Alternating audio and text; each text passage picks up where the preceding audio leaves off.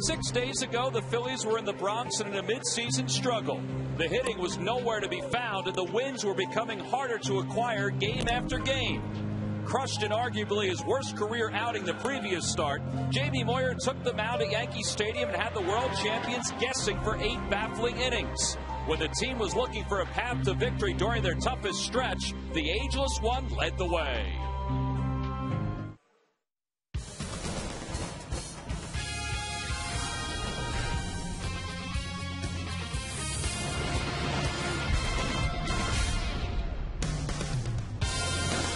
It's an in-season baseball celebration tonight here at Citizens Bank Park as Jimmy Rollins returns to the starting lineup. In the Phillies, will they get set for Game 1 of a 3-game series against the Indians?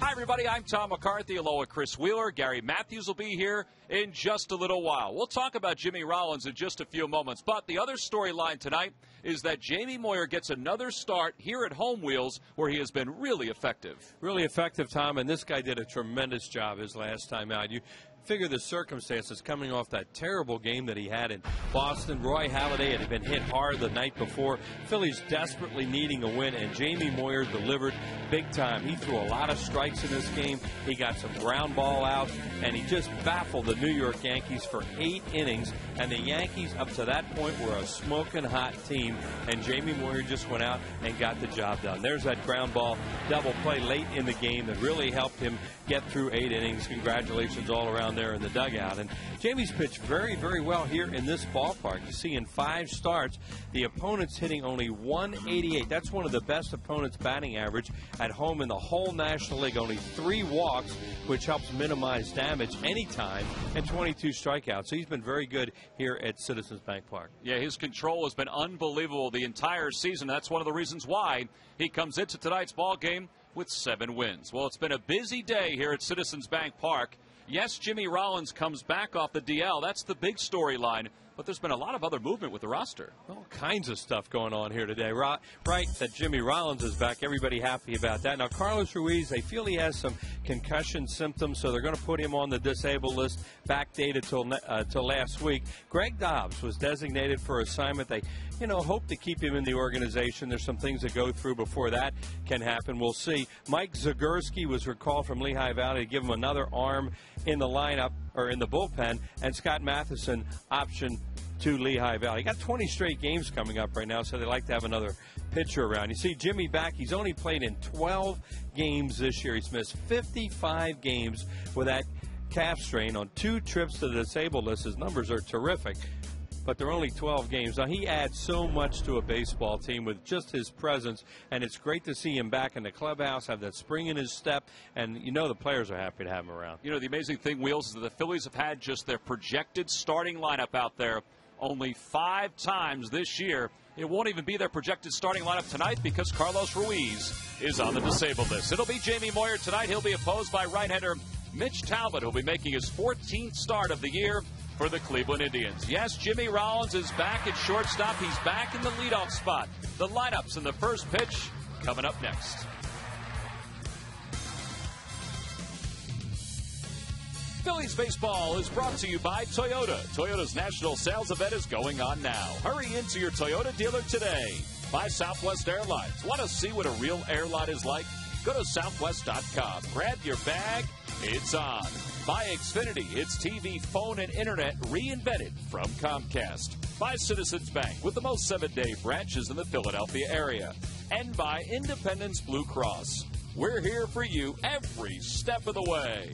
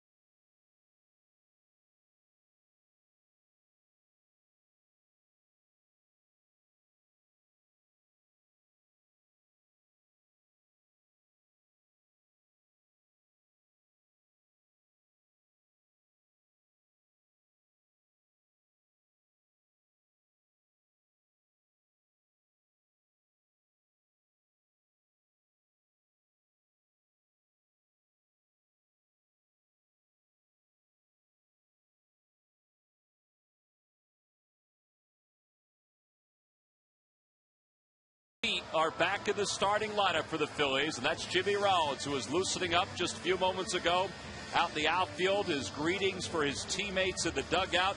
Jimmy was just sitting and watching a lot today during batting practice while the pitchers were hitting, just kind of soaking the scene in, and he got a tremendous round of applause from the Philly faithful as he went out to his position for the first time since May 21st. His double play combination is set. Chase Utley at second base, and we are set for game one of this series against the Cleveland Indians. Let's take a look at the Indians starting lineup. It's brought to you by Xfinity, only from Comcast. Leading it off at center field is Trevor Crow. Shin-Soo Choo is the right fielder. He'll bat second.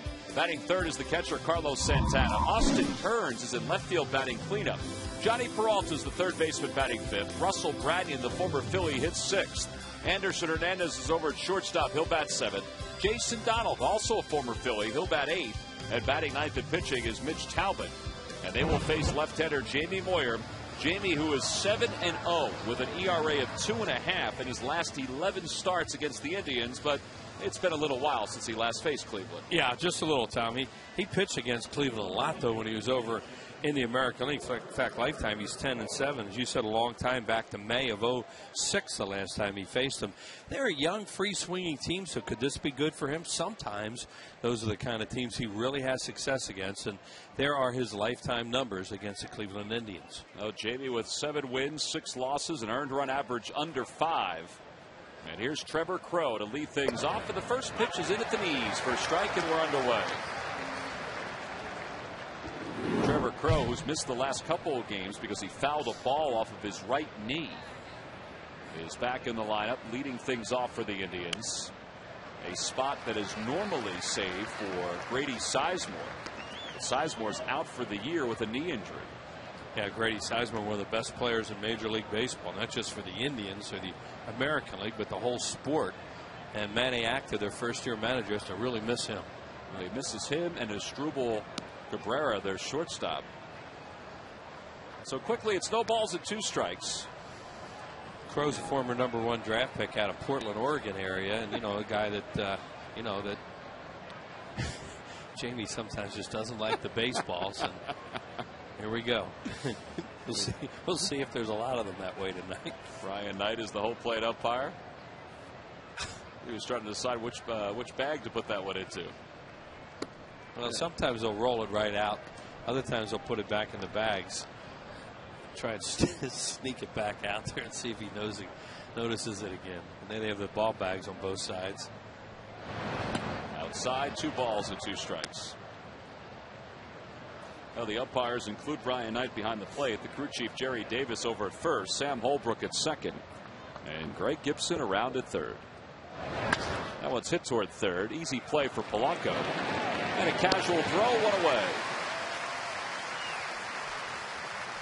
Jimmy worked young Trevor Crow with cutters a lot in that at bat. He got him out with one. He threw a pitch away, but for the most part, he was running it in on his hands and jammed him. Jamie was doing so much of that his last time out against the Yankees when he went 8 innings, allowed 3 hits, walked 1, struck out 5. Boy, this is going to be a night to really test pitchers. Hitters love nights like this. Pitchers do not. And a 47-year-old guy, it's amazing. Facing left-handed hitting Shin-Soo Choo, who takes a pitch low. It's 1-0. Jimmy would really like to get by. Always want to get by with a minimum of pitches, but especially tonight. Choo's had a good month. You saw his numbers since a rough start. In the month of June, he's hitting .312 with 1 home run.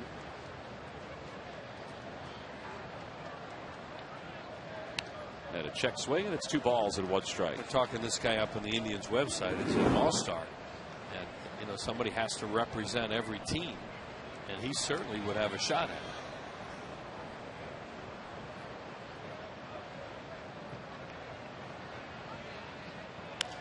And he rolls one over to second base. Chase Utley to his left, 2 away. So 2 ground outs, softly hit, and Jamie has the first 2 batters out here in the first. And that'll bring Carlos Santana to the plate.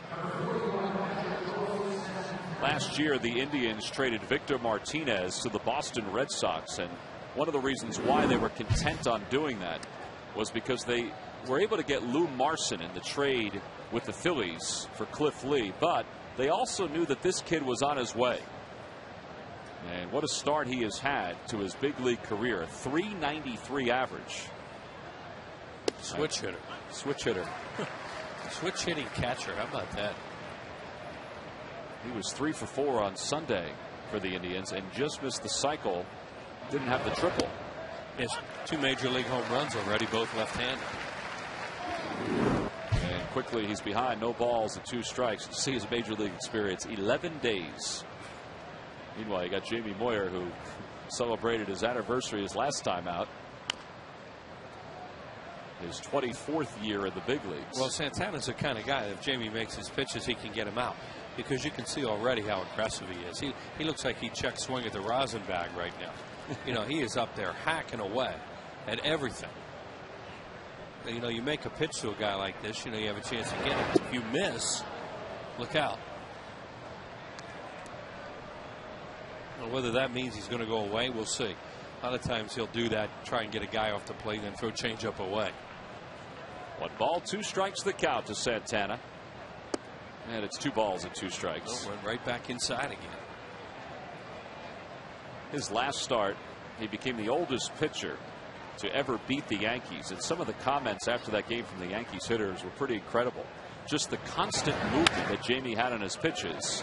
And he gets Santana to hit one to Utley's left. 3 ground ball outs, and the inning is over. So the Indians are retired in order. That means that Jimmy Rollins will get to the plate very quickly in this game.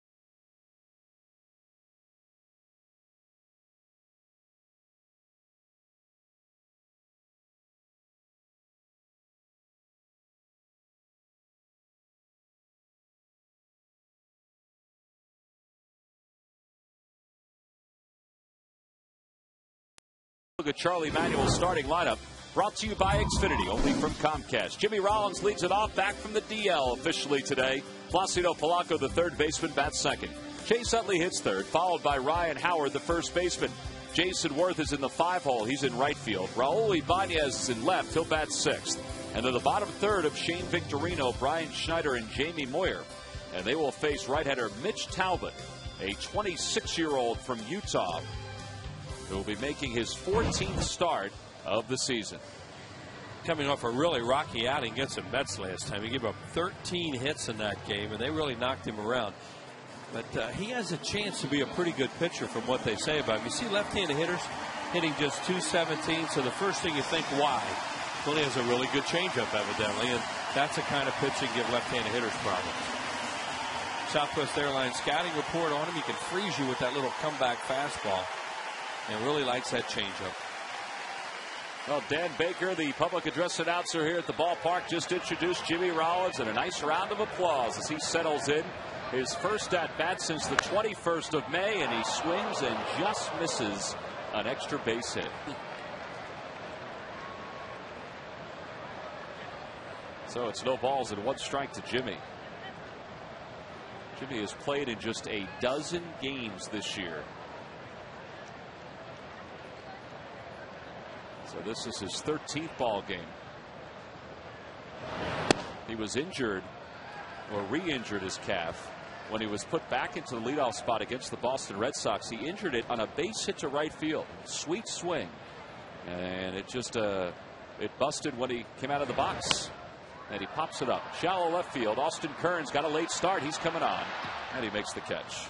So one away. He can do all the rehab work, and he's certainly done that with Scott Sheridan here, Jeff Cooper down in Florida. But you cannot simulate the speed of a major league game. And, you know, that's, you know, everybody keeps their fingers crossed that he's back. And all the tests are he can go full speed. Just keep your fingers crossed now that he can go full speed now and deep into October. Well, and we talked about it before that the Phillies have not had their set lineup, the one that Charlie Emanuel projected during spring training, barely at all this year. Just 5 times, and it doesn't even count tonight because Carlos Ruiz is on the DL. But having Jimmy back and Shane Victorino in the 7 spot makes this lineup much better. And Polanco lines the second pitch he sees from Talbot into center for a 1-out single. So the first hit of the night against Talbot.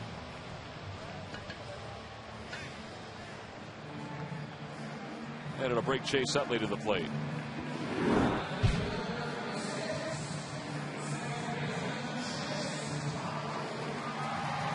Well, Chase has had a very nice surge offensively on this homestand alone. He's 6 for 14 with 7 runs batted in.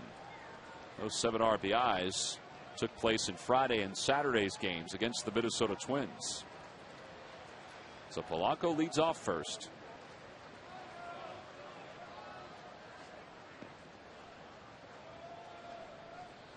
And the first pitch is outside for a ball. It's 1-0. Changeup can really be a good pitch for a right-handed pitcher to a left-handed hitter in these spots, because it's almost like a sinker ball pitch. You get a double play on a changeup because if they make contact, they have a tendency to roll it over, and you know, that's why it's such a good pitch to get a left-handed hitter out. Now they're pinching him up the middle, big hole on the right side. Well, Talbot, as you see the defensive alignment, was originally drafted by the Houston Astros and then traded from Houston to Tampa Bay with Ben Zobrist in the Aubrey Huff deal. The Rays traded him to Cleveland for Kelly Shoppach, but before he left Tampa, his changeup was rated the best in all of Tampa's organization, and they had some pretty good pitchers. Inside with a fastball, it's 2-1. The called strike on Utley was a changeup, and that's a good pitch. You know, he's ahead in the count. That's a good pitch to take because I said if you try to pull it, a lot of times you'll just turn it over. See what he's done this year. 3 of his 7 wins have come against the red-hot White Sox. They weren't red-hot when he was beating them. And an earned run average of 1.57. Outside, 3-1. Well, he goes back with changeup again there. So you see he's going to throw it at any point in the count. Now, if he throws it 3-1 with Howard on deck, then you know he really loves that pitch.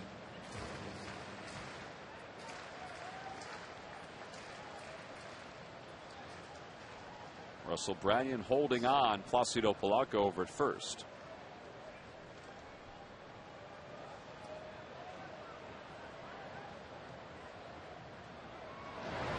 And inside for a ball. They appeal. Greg Gibson says no swing. And the Phillies have 2 aboard here in the first. Yeah, that wasn't a changeup. It looked like a fastball that cut a little bit. What the radar said on that, but it just had a little downward movement, like a back foot slider or back foot cutter, something like that. Well, the gun said 90, so that's what it was. Then, yeah, fastball. That'll bring Ryan Howard to the play, riding a 5-game hitting streak. 8th in the league in home runs with 14, and rising in the RBI category now with 51.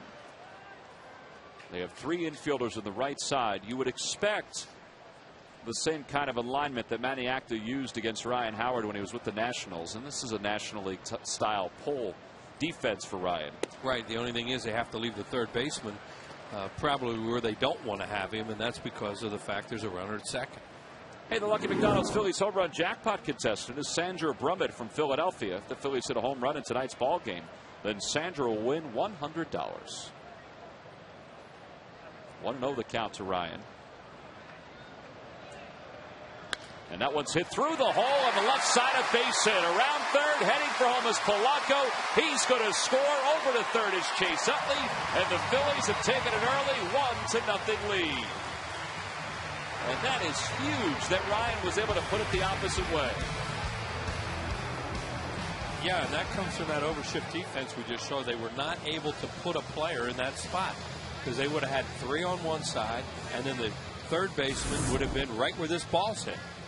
So good job by him. He found the opening right there, and they get a run out of it and get a first and third out with great base running by Chase Utley. Austin Kearns was really deep in left field, and it took him a while to get to that ball. Utley saw that right away and took off for third. So the Phillies with a first inning run for the third time on this homestand. And here's Jason Worth. Jason overall hitting .278, and he takes a fastball for a strike. Now see they're all over here like this, but there's nobody in this area because the third baseman has to stay at home. Now when the ball shoots out there, Kearns gets on it quickly, but tremendous base running too by Utley after Ryan's hit. Down low, 1 ball and 1 strike to Jason. Hey, once in a while you got to get a little bit lucky too. In that case with the runners at first and second, he had a lot of room to shoot the ball through there and was able to do it and get a lot out of it. That RBI for Ryan is 52nd of the year.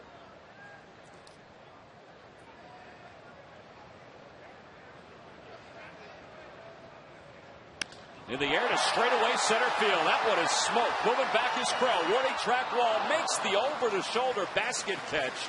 That'll score Utley. And the Phillies lead it 2-0. That was a heck of an athletic play by Trevor Crow on a BB. Yeah, because that's a tough play to run to a spot, look up, and find it again. Because that thing's sinking so fast. That had a lot of topspin. That's the difference between a long home run and an out. Crow does a nice job. See, he knows that thing's coming down like a parachute, and he better get both hands on it. Right there, he's saying, oh, it's here already. Nice play. But if Jason got backspin on that ball, it's out in the, well, it's off the ivy maybe, because it sounded like he crushed that thing. 44 RBIs for Jason. A good job getting that run home from third, and the Phillies lead it 2-0. And now Raul takes a pitch at the knees, and it's 0-1. Raul has started to pick up the pace offensively, and you see his overall numbers against the Indians. 16 homers, 72 runs batted in.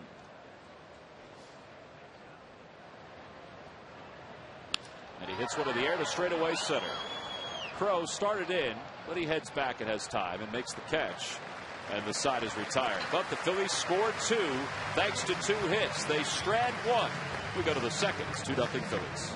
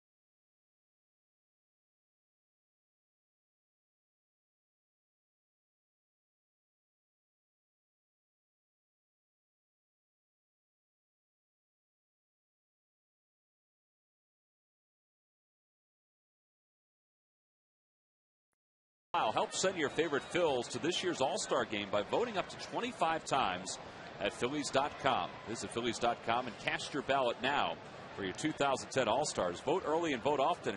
And you see the current standings. Chase Utley has a lead at second base, and Placido Polanco has a lead at third. But his is, it's a small lead right now, so he needs a little bit of a boost. And then you got Jason Worth, who is fourth among outfielders, and Shane Victorino, who was fifth. So again, log on to Phillies.com. You can vote up to 25 times. Here's Austin Kearns, who really over the course of his career is one of the only guys in this Indians lineup that has a body of work against Jamie Moyer. And he's had himself a fine year. Well, there are a lot of guys playing in this ballpark for the first time tonight wearing those Indian uniforms. And Austin Kearns, as you said, Tom, he's not one of them. He's had a lot of games here with Cincinnati, Washington. He chops one toward the middle. To his left is Rollins. Spins and fires in time. And that's the Jimmy Rollins that I think everybody has missed watching. Welcome back. So graceful to his left. Look at Ryan Howard laughing. He laughs. And, you know, that's a play where you get tested right away because you just can't think now. You just go get it, do everything you can athletically, and then maybe he's out there thinking everything was okay then. But when you're doing it, you're not thinking about it. I think that's one of the toughest things when you're injured, though, is to really, you know, throw caution to the wind. You know, really step up your game and go 100%. And Jimmy, right there, showed that he was not apprehensive. Well, that's the speed of the major league game we were just talking about. Those things. This game is played in such bursts, and it happens all of a sudden like that, and you can't think about it. You just do it, and he, of course, does it as well as anybody. Here's Johnny Peralta riding a 6-game hitting streak into this game. A swing and a miss and a changeup, but it's 2-1.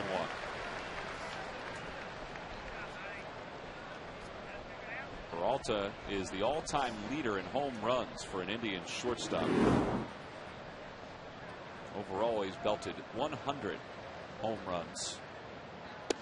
Yeah, this is a guy we've seen.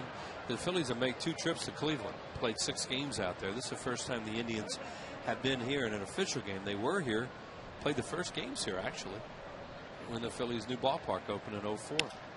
Towards shortstop again for Jimmy Rollins. This one is a little easier play, 2 away. In fact, the Cleveland Indians were the last visiting team to have the lower bullpen. That's right. Because after that series, they decided, the Phillies players decided they would rather be on the lower bullpen than the upper bullpen. After those 2 games, those 2 shakeout games there in 2004. Right here, they flipped them. That was funny. I can still hear those guys after that first exhibition game. And a lot of it was because they heard a lot from the folks that were sitting upstairs from them. Branyan smokes one deep to right. Forget about that one. That is long gone. Into the second deck. And this is a 1-run game. That's Russell Branyan. Boy, you hit his bat and look out. And he's a dead low ball hitter. Hit 31 last year. He got to play a lot for Seattle. He's looking for a job this year in spring training. He had a couple home runs for the Phillies when he was with them, but for the most part, he struck out. And that's what he's done throughout his career, strike out a lot. You throw a pitch down the strike zone that he gets his bat on, and they can go as far and high as anybody in the game, like that one. Well, that home run, we'll watch it again. Oh, down and in. See you later. Wow, was that a long one? That is the 505th given up by Jamie Moyer in his career, which ties Robin Roberts for the most ever allowed by a pitcher. Well, it wasn't a cheap one. Nope. Anderson Hernandez takes one for a strike. It's 1-1. Jamie, during his career, is Robbie's jersey, which has been hanging in the dugout all season since his passing. Little roller to second base. Chase Utley's got it. Anderson Hernandez is retired, and he may have injured himself on that ground ball. 6 outs recorded by Jamie Moyer. 6 ground ball outs, but a home run by Russell Branyan makes this a 2-1 game.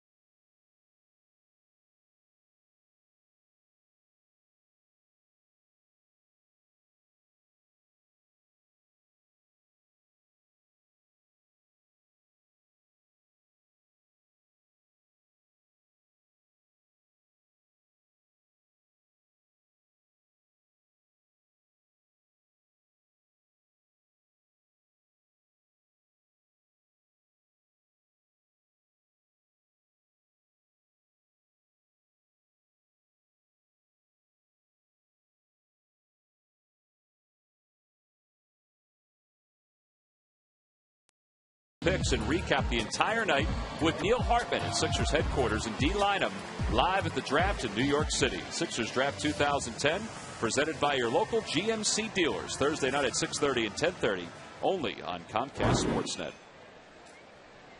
Well, we mentioned earlier this year that there was a vote going on Phillies.com for a new hot dog that was going to be provided here at the ballpark, and there are a couple of them. There's the South Philly dog, and there's the Summer Dog. And here is the new Summer Dog as Shane Victorino leads things off. Now, the Summer Dog is an all-beef hot dog, but it's got a lot of dressings to it, including pickled onion salsa, as well as pepper sauce, ancho pepper sauce, and a pretzel roll. So these dogs, Wheels, are now available here at the ballpark. So when you come to the park this week, stop by and try the new dogs. You forgot the cucumber. I forgot the cucumber, right. In fact, I looked at it and I said, how could you forget a cucumber in a hot dog? Well, Sarge, Wheels, it's a vegetable. That's right. I kind of forget about vegetables. Especially in a hot dog. For a good part of my life, anyway. Especially in a hot dog. Really? Well, this is the kind of dog that, you could throw some mustard on it, which I will do. But you probably don't have to put too much on it because there's probably enough of a flavor boost to the dog itself. I would think it has a little bite to it. Yeah. So we're not going to try it now, but we will, along with Carl Graber, our statistician, try it at some point in the next inning or so. So we'll try it. Yeah, we're going to let Carl do it first. Right. We'll try it, and then we'll tell you how it tastes. Yeah. Thanks to the good folks at Aramark for bringing this up to us. I thank them on behalf of Carl Graber as well. Shane Victorino works out the leadoff walk here in the second. That's one of the things about having Shane at this part of the order is you do put some speed at the bottom of the order where maybe you can make something happen where normally you wouldn't be able to do that with a guy in the 7-hole. Those guys in the 7-hole don't run real well. As Shane has 16 stolen bases. As Brian Schneider takes a pitch outside. Maybe now Schneider hits a ball in the hole. You get a first and third. Then the pitcher bunts him over. You have runners at second and third, one out, and Jimmy Rollins comes up. See what Shane has done. 13 straight steals. He and Jimmy Rollins among the active leaders right now in baseball. And it's 2-0. He's trying to stay away from him. Same thing as in the first inning, using pitches away, trying to get him to turn it over into a double play. Brian Schneider's going to get a lot of playing time right now with Carlos Ruiz going on the DL. He just felt that he had some concussion-like symptoms, and you don't want to take any chances. Get hit in the mask, something like that, and make it more serious. So they DL'd him today, and they can, of course, backdate it to last Friday. Right. So there are a number of tests that they do, that the doctors do to check the concussion syndrome. And if you don't pass all those tests, well, then they throw up the red flag, and you're better safe than sorry when it comes to the concussions or possible concussions that a player sustains. Well, there's a lot more of that now. Obviously, in other sports where there's more contact, like football, hockey, you're hearing more and more about guys with concussions and how careful they're being about it. And baseball is going right along with that, too. 2-0 the count to Brian Schneider. And he hits one softly back to the box. Talbot has one on a nice play by Hernandez, and he has two. 1-6-3 on the double play. On the Toyota Major League scoreboard, the Mets have taken a 2-0 lead over the Tigers. That game's in the bottom of the first. Mets have won 10 of 11 at Citi Field. They're 24-10 at home. So, one of the main reasons why the Braves and the Mets are ahead of the Phillies right now is because the Mets are 24-10 at home, and the Braves, who are on the road in Chicago taking on the White Sox, are 24-7 at home. The Phillies are 17-50. There's playing well at home, and then there's playing above your skis, which both of those teams are doing right now. Yeah, and that's a great way to have a heck of a year, too, and then play around 500 on the road. Jamie takes a pitch inside, so it's 1 ball and no strikes. 2-1 Phillies. They scored 2 in the first. Indians answered with 1 in the second on a home run by Russell Branyan. And it's 1 ball and 1 strike.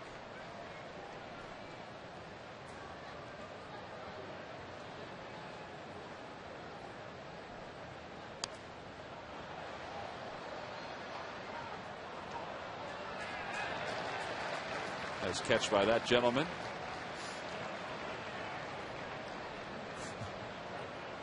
Don't throw it back. It's almost as if she said, I don't want it because I don't want to throw it back. Swing and a miss, and Moyer's down on strike. So the Phillies go down quietly here in their half of the second. The ball is still in a safe place. We've completed 2 here in Philadelphia. The Phillies lead it by 1.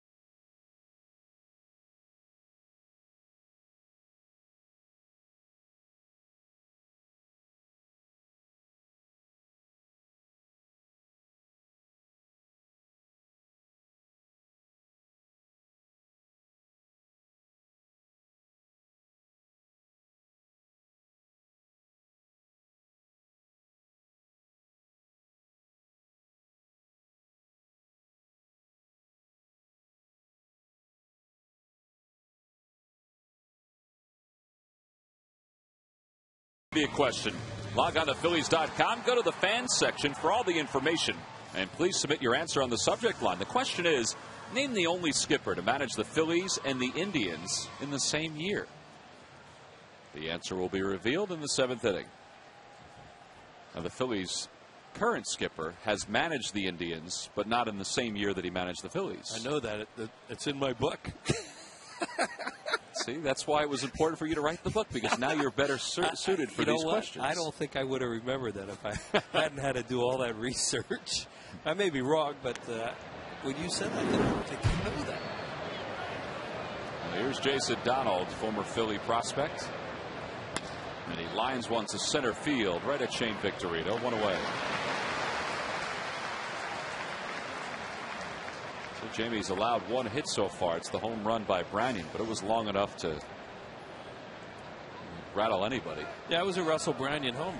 I don't know that Russell Branyan's ever hit a homer that is cheap. And they're always so high. They're like Adam Dunn. Same kind of home runs like that. Real high and take a long time to come down. Well, here's Mitch Talbot, Wheels, who is stepping to the plate for the first time in his major league career. 0 for 5 in the minor leagues as a hitter. And that was in Double-A. He did have 2 sacrifices. But he has never swung a bat in a big league game. Well, he's facing Jamie tonight, too, so he's not facing a real hard thrower, but you know he's not comfortable. And it's 0-2 to him.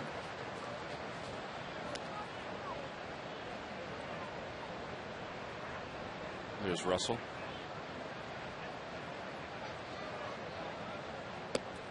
And it's low, 1-2. I once saw Russell Branyan hit a home run over 450 feet in the minor leagues. He's a legend. It was a shot.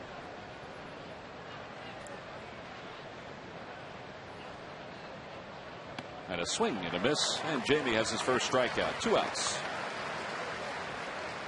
Hey, don't forget the Toronto Blue Jays will be here in Philadelphia this weekend. That's right, 3 games against Toronto in which the Phillies will be the road team and the Blue Jays will be the home team. It's a great opportunity if you've come to the ballpark, looked around and said, you know, I'd like to sit there or there in the Hall of Fame Club, because there are seats available in spots where there's not normally tickets available. So log on to Phillies.com to get your tickets. And there are the pitching matchups, and it includes Roy Halladay on Friday. They flip-flopped Roy and Cole Hamels for Friday and Saturday's game. It'll also give people a chance to observe the DH up close and personal in Philadelphia to see if you like it. Trevor Crowe grounded out softly to Polanco his first time up, and he hits this one a little sharper to Jimmy Rollins, but right at him, and it's a 1-2-3 inning for Jamie Moyer. Second 1-2-3 inning for Jamie. It'll also be the second at bat for Jimmy Rollins when we return.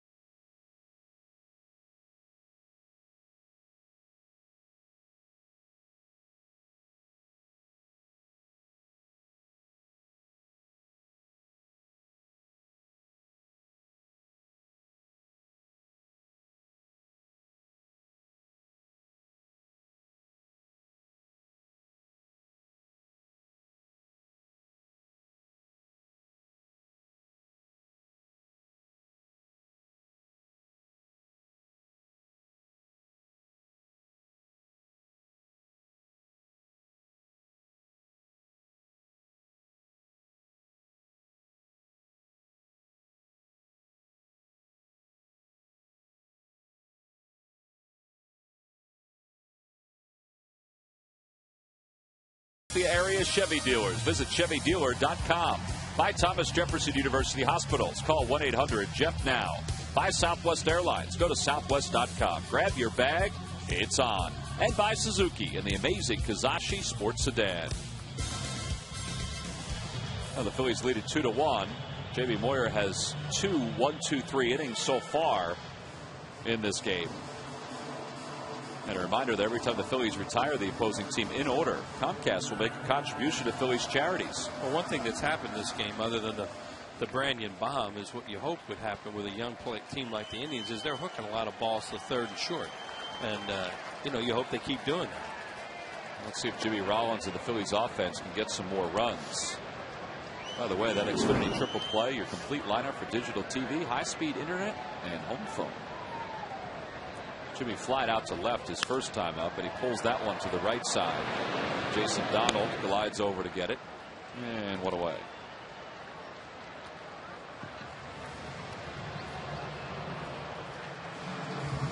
Hey, it's good to even see him making outs. You figure it's going to take a little while to get your stroke going. You can do all the rehab you want, then you come up and face major league pitchers, and it's totally different. But Jimmy Rollins is back, and hopefully to stay. I guess that was the big thing, is to make sure that this calf injury would not linger for the whole year. And Charlie was mentioning the other day, the biggest thing with Jimmy is that he just needs at bats. They're comfortable with his health, but that his timing is what they're looking to get on track. And you're dealing with a hitter who has to face timing problems on both sides of the plate. It's a switch hitter. And he's going to face more right-handers than left-handers, but still, you got to get back both ways. 2-0 the count to Polanco, who singled and scored his first time up. And he pulls that one foul past Tam Perlazo.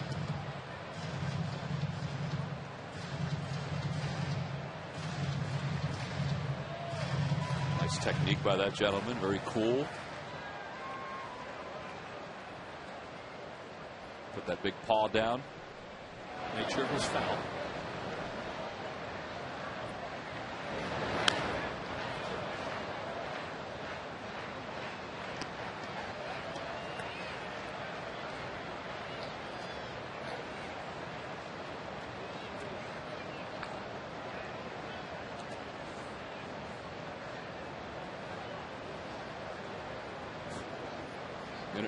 Interrupted an exchange of cotton candy and some cash for that ball.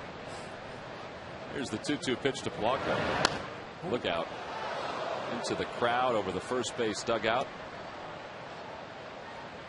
On the Toyota Major League scoreboard, the Marlins have jumped out to a 4-0 lead over the Orioles in the bottom of the second. Henley Ramirez a couple RBIs.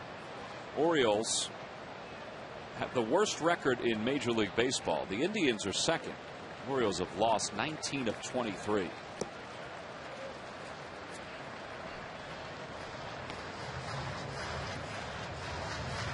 The Indians are 26 and 42. Baltimore has just 19 wins.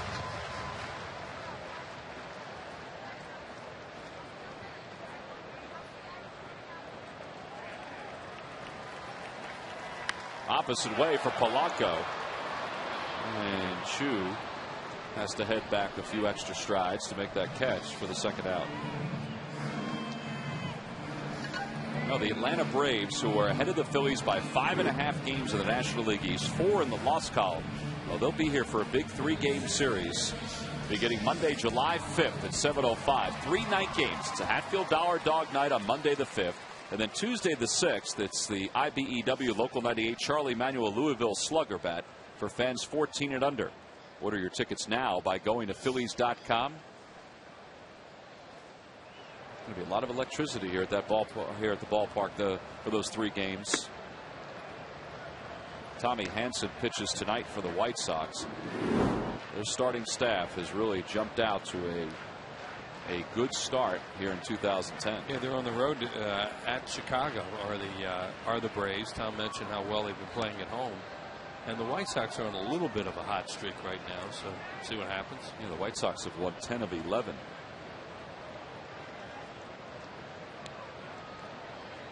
Two 2-0 the count to Chase Utley, who walked his first time up.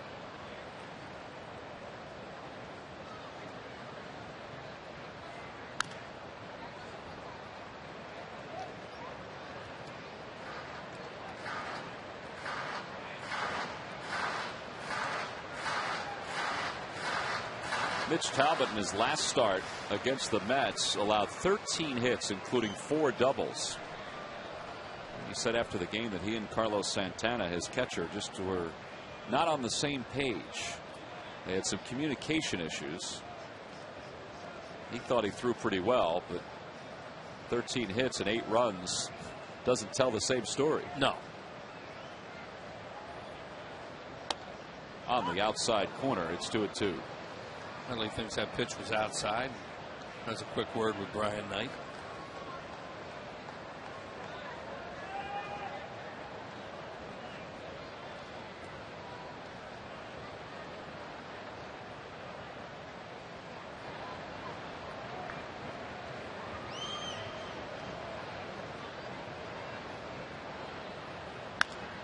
Hit hard to the right side, handled by Russell Branyan. He'll take it to the bag himself to retire Utley, and the Phillies go down in order here in the third. 1, 2, 3 go the Phils. 5 straight retired by Talbot. We head to the fourth in a 1-run game.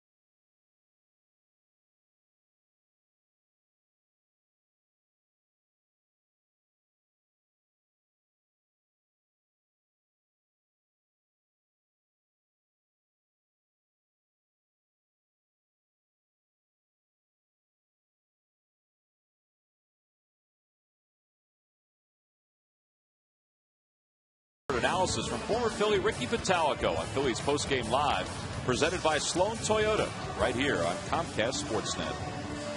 Fanatic is bouncing through the stands, trying to rile up this crowd as the Phillies lead it 2-1 as we move to the top of the fourth.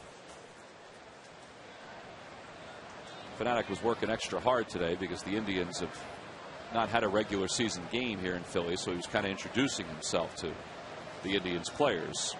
Shin-Soo Choo leads it off here in the top of the fourth, and he swings at the first pitch.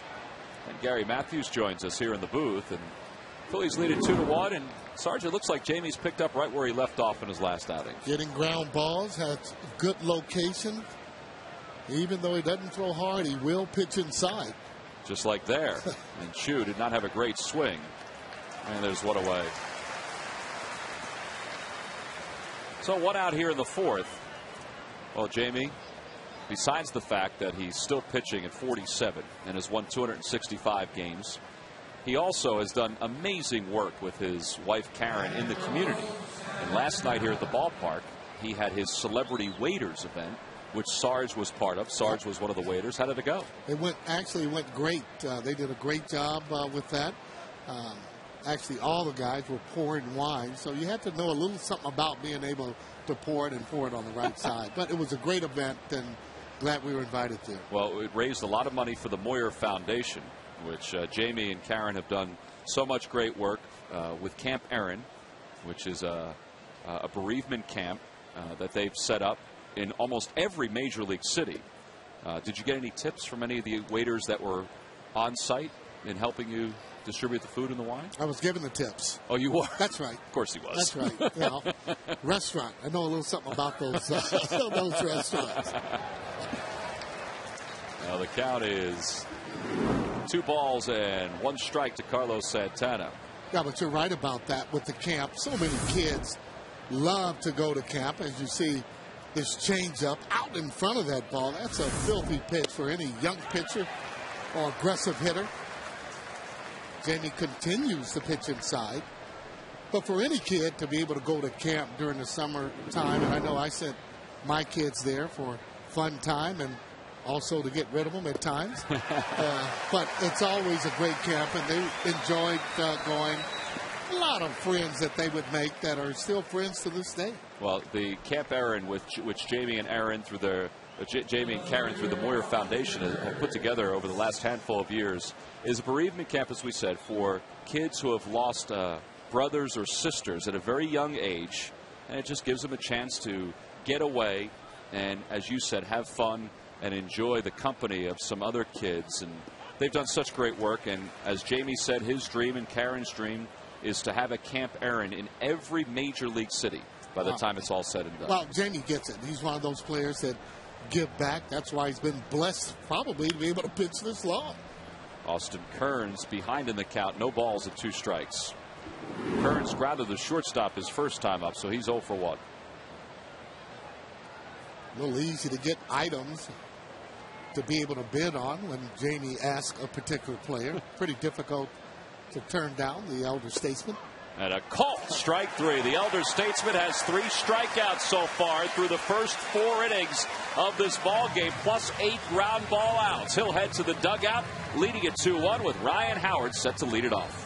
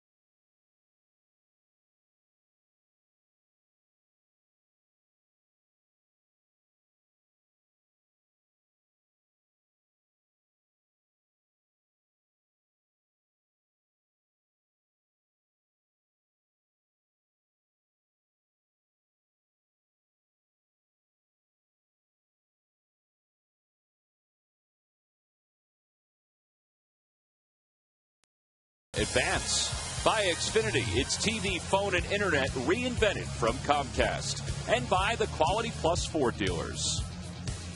A warm night here at Citizens Bank Park, but it is clear skies, and that's part of the storyline. There was a storm that was coming through here right before the start of the game, and we thought we were going to be delayed. Yeah. But it missed us, which is a good thing. And the Phillies take a 2-1 lead into the bottom of the fourth. And most importantly, you don't want to warm up your pitcher and have to sit him down and then restart him. So that is a good thing.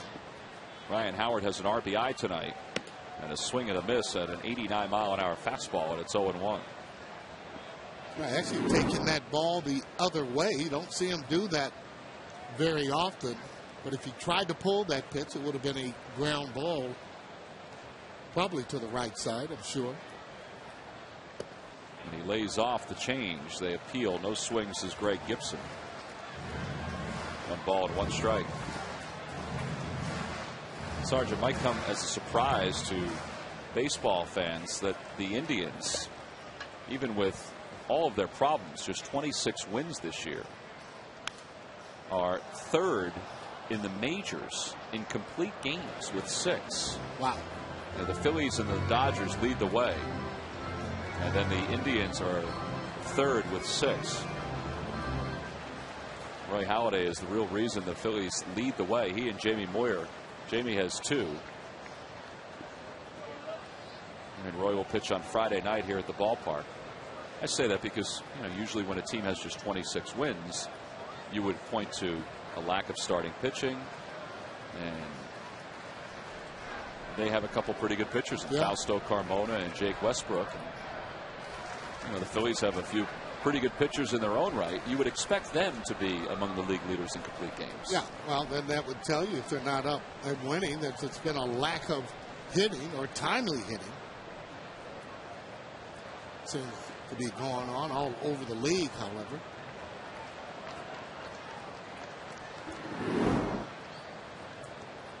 See where the starting pitchers for the Indians sit. A 4.57 ERA, 10th in the league. And it's 2 balls and 2 strikes to Howard.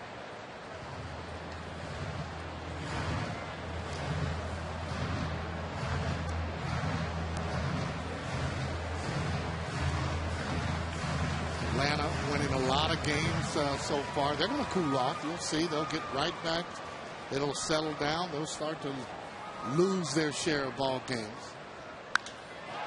Towering fly ball to straightaway center. Gives Crow plenty of time to get under it. I mean, that is a big league pop-up right there. And 1 out here in the bottom of the fourth.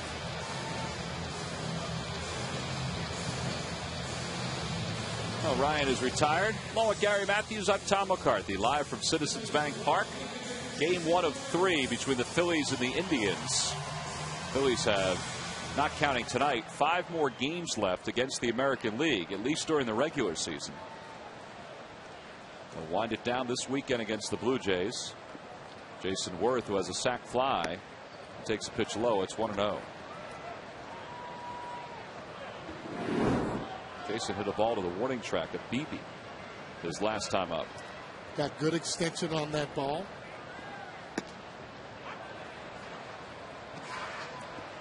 It's a tough pitch, though, from where he's standing. That ball starting on the outside and moving on the outside part of the plate, starting it off of it. So he's getting pretty good movement on that plate. Want that ball to move back over a little if you can.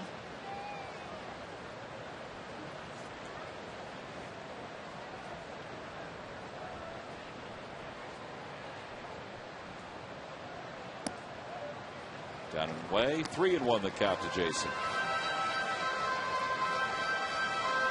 Raul Ibanez waits on deck.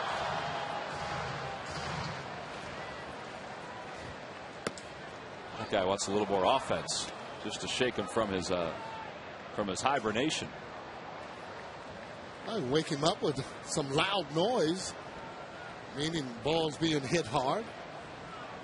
Fans will be screaming and yelling. Outside, ball 4. Jason draws a 1-out walk. Second walk issued by, or excuse me, third walk issued by Talbot.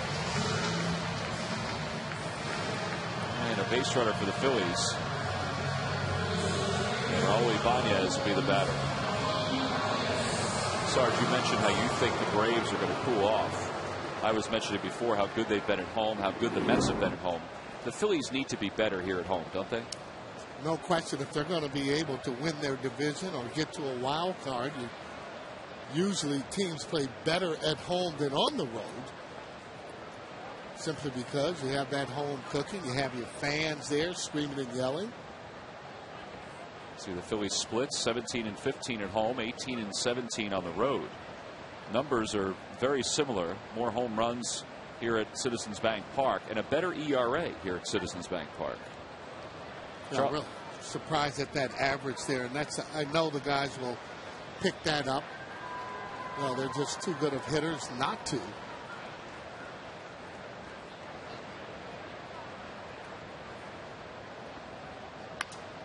One and one the count to Ibanez as he was a little late on that pitch. I was asking Charlie about that today, the home road splits, and there's nothing that he can look into as to why the Phillies haven't played better here.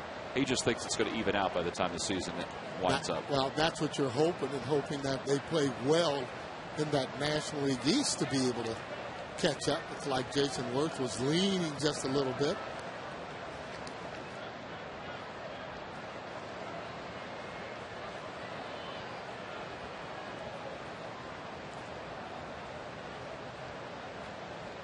One ball, one strike the count to Raul.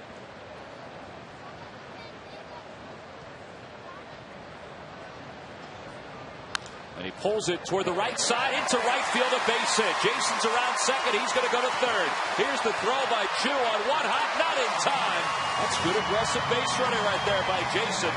And the Phillies have something cooking here in the fourth. Yeah, well, we talk about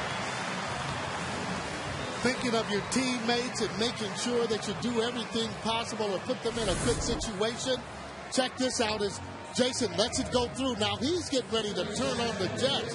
And this is a pretty good throw as he looks around. Willie Mays, as he gets down, makes it there with no problem. And Jason safe and secure at third, safe and secure with New York life.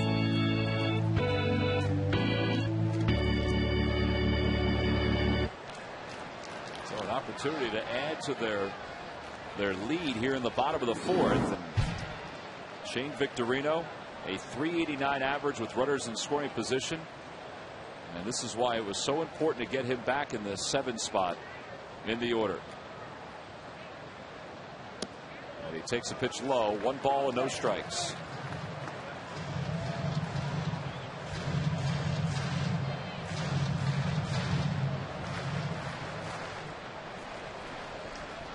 Shane had 35 of his 41 RBIs as the leadoff hitter for the Phillies. And he lays off a changeup. That floated over for strike one. Well, he's versatile enough to be able to put just about in any spot. He can lead off. He's got Jason at third and Raul at first. You saw his success rate with runners on third and less than 2 outs. And he lines that one on one hop, picked up by Donald. There's one. They won't get 2, and the Phillies get a run. That's what speed will do for you. Oh, wait. Now they're saying that Ibanez interfered with Anderson Hernandez. So that means the double play is in the books, and the run doesn't count. Wave off the run, and the inning is over. Let's take a look at it. The ball was hit hard. Donald made a nice play here. Watch Raul go after the infielder. Looked like it was interference.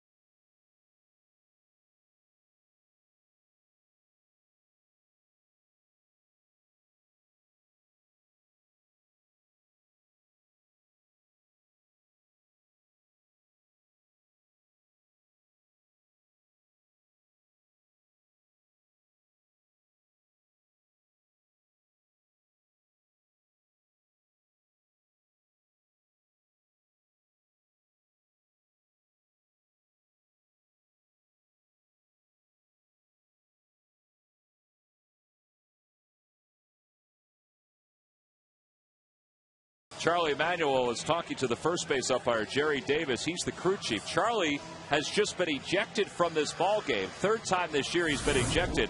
Sam Holbrook, who's the second base umpire who made that call, he was the one who threw Charlie out of the game. There it is. And this is why. Jason Donald, the second baseman, makes a nice play here, Sarge, but here's where the interference occurs. Yeah, barely getting it out of his glove. Now, the rule of thumb is that when you slide, you got to be able to tag that base or touch the base.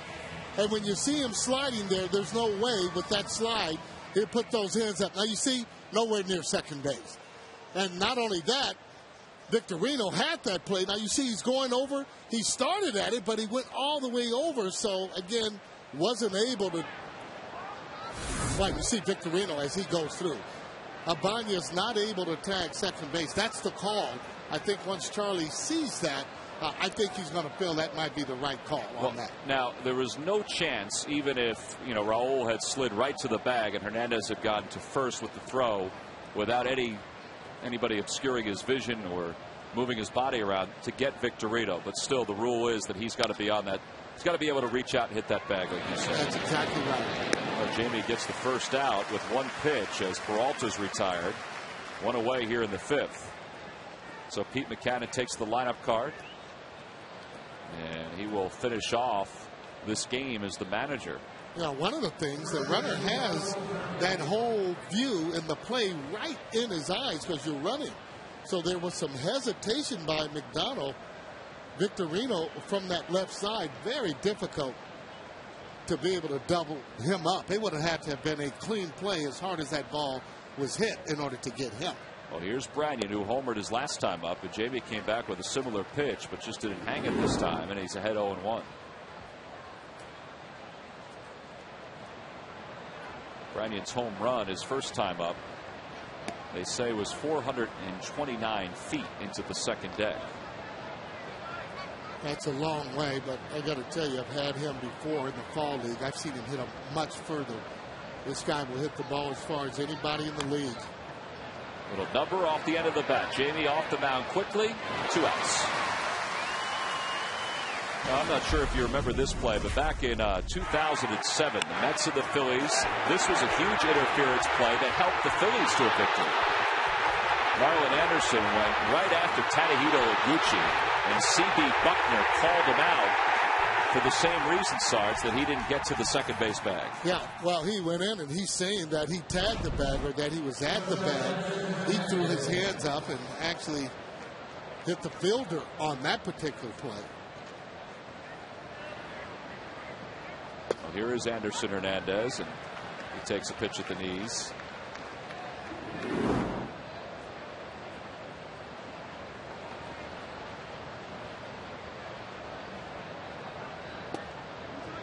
Inside and low, 1 ball and 1 strike.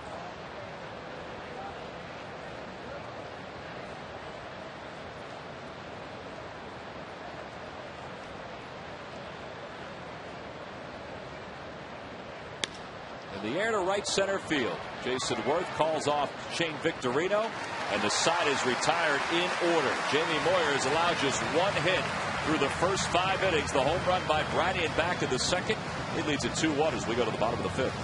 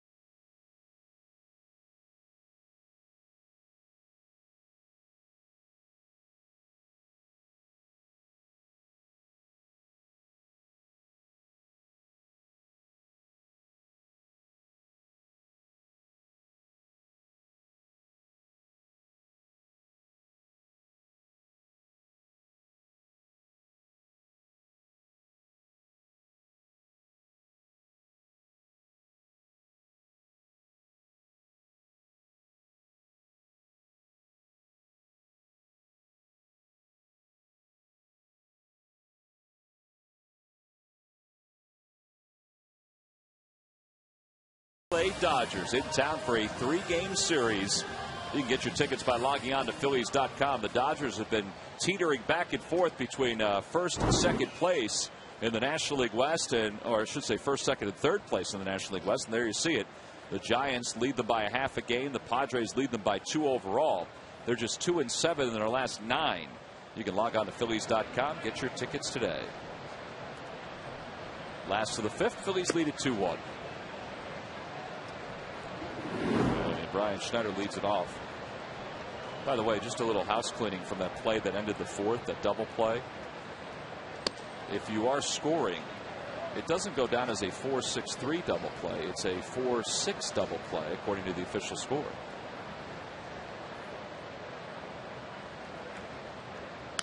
In the air, down the right field line, hugging the line, and that's going to be a foul ball. And it's 2-1. Brian Schneider may have broken his bat on that one. He did. Yeah, and he knew right away that the ball was going foul. Pretty good pitch, though, that he swung at. He's a much better low hitter than a high ball hitter. Watch that ball down. Watch this ball. See how he golfs that ball right down there as he hooks it foul.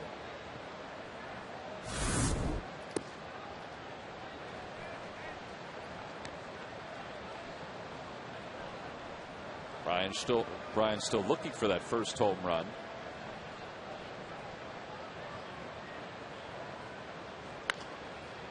He hits it hard right past Davey Lopes, and it's 3-2. On the Toyota Major League scoreboard, Ryan Zimmerman has a double and an RBI, and the Nationals lead the Royals 3-0. That one's gone to the bottom of the 4th. Josh Willingham hit his 100th career Major League home run in that game for the Nationals. Schneider pops it up third base side. That's playable for Peralta. And there's the first out.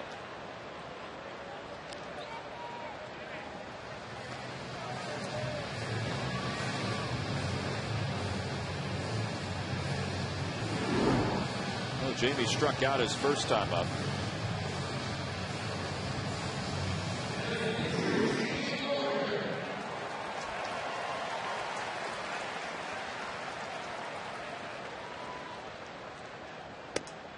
Tries to check his swing, and he did, according to Greg Gibson. Greg Gibson looked like he smirked a little bit on that check swing by Jamie. Yeah, and he's going to be hitting that ball right to right field when he does hit it. Kind of held that up a little bit going to left field when he gets ready to hit the ball. Doesn't pull many balls at all. Well, the left fielder, Austin Kurtz, is way over toward the line, and so is the center fielder Trevor Crow. Look where they're standing. 2-2. It's interesting too, because when he swings at that ball, he likes the ball inside to hit it to left field. Doesn't always go out when that ball's on the outside and go out and hit it.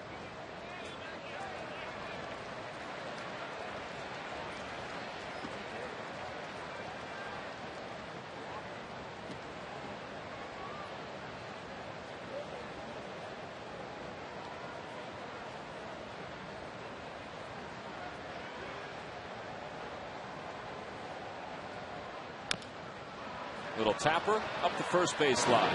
Talbot takes care of Jamie for the second out. And we go back to the top of the order.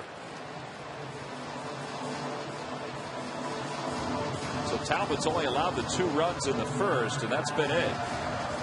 He allowed 2 hits in the first, and only 1 more hit since that time. Here's Jimmy, who's 0 for 2. Slide to left, and he's grounded out to second. That's why that interference call is so big. J. Rowe sure having those butterflies again. Think he had butterflies? Well, you know, every time you come back, because you want to do so good, and it's difficult in the beginning. A lot of times players will come back, they'll be hot right away. You know, most of the time it takes them a little time. They get back in the groove of things, even though you have played down in the minor league. Swing and a miss, and it's 1-1. Well, the key is, though, when you come back, just don't try and do too much. Just try and drive the ball, see the ball, hit it solid. Don't try and hit the ball out of the ballpark. you'll have a little more success.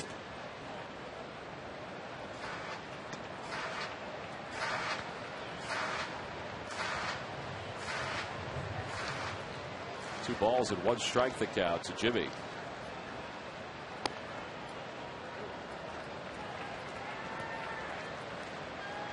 I always wondered too, Sarge, we were talking about this before, when you have an injury, how tentative you are to go all out. Well, I don't think he'd be back here unless he could go all out. And you're right, though. The athlete's going to think, oh, maybe I should, take it easy on some. But he has to test it, and I'm sure he has already done that.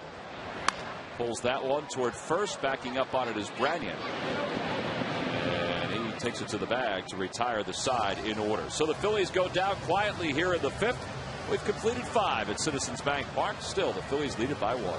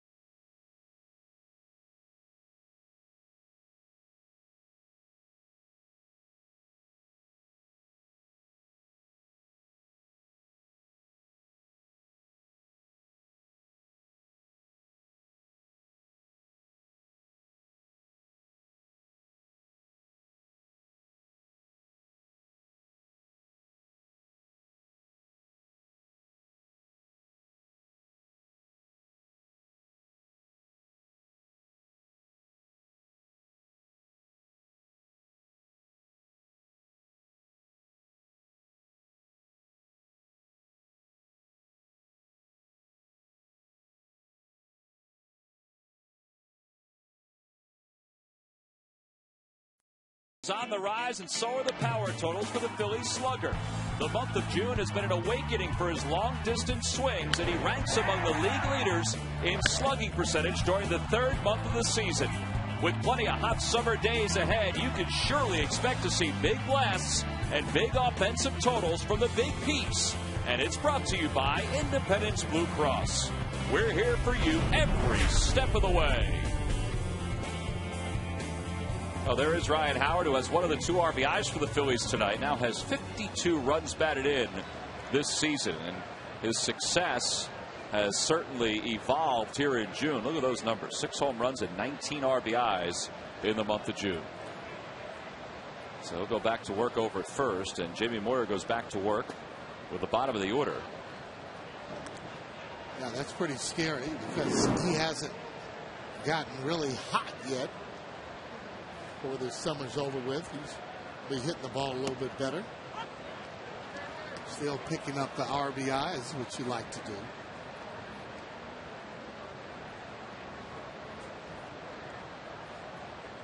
He's 8th in home runs. He's 4th in RBIs this season. As Jason Donald swings and misses that pitch, and it's 1-2.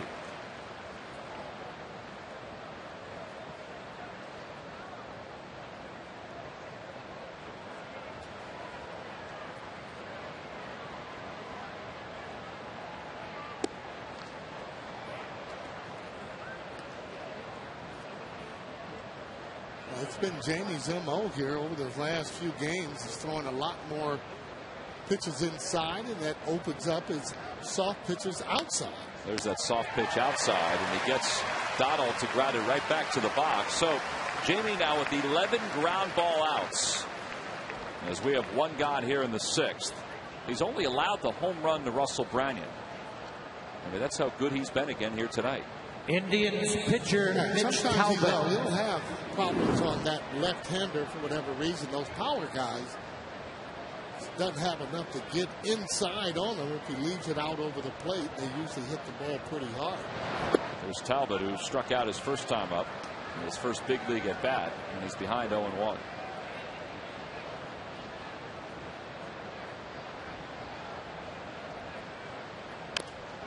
And it's 0-2. He's hacking. He's swinging.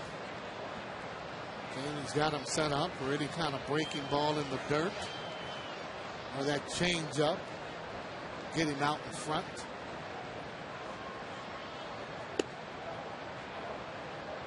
He's been trying to get that inside corner for most of the night, and he's missing it by a hair. Yeah, because if he misses on the other side, it might be hit pretty hard and going a long way. So that's a good pitch because he can command the outside part of the plate. There's the change, and Talbot was out in front, and it remains 1 ball and 2 strikes. He's been doubling up, tripling up, and then being able to go outside with a good pitch. And when you throw inside, you're going to speed up the batter's bat. He's thinking fastball and then trying to get the bat around. You throw the change up, he's usually out in front.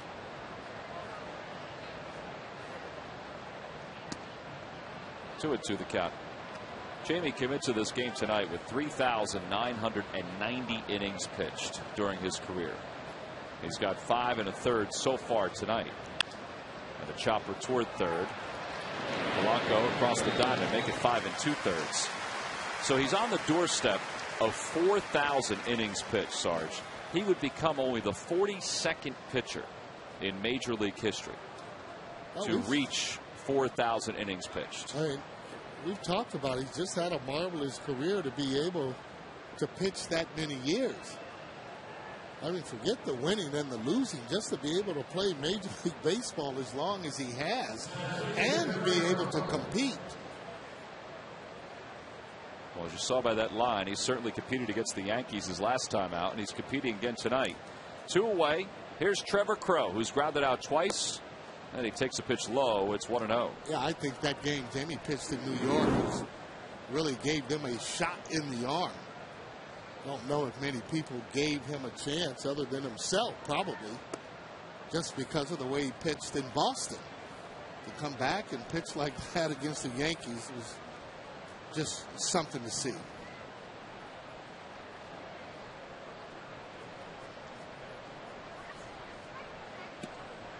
Off the outside corner, 3-0 to count to Crowe.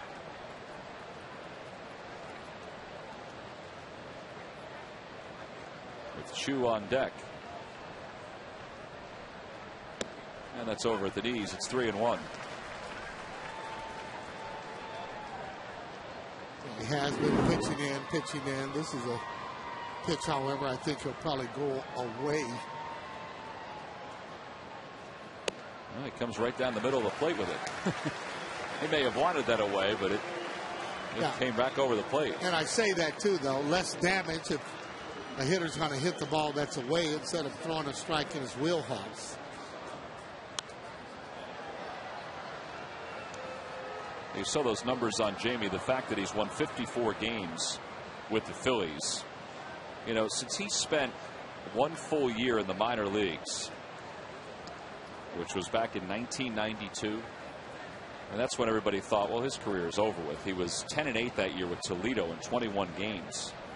Since that time, he's won 231 ball games. It's just unbelievable.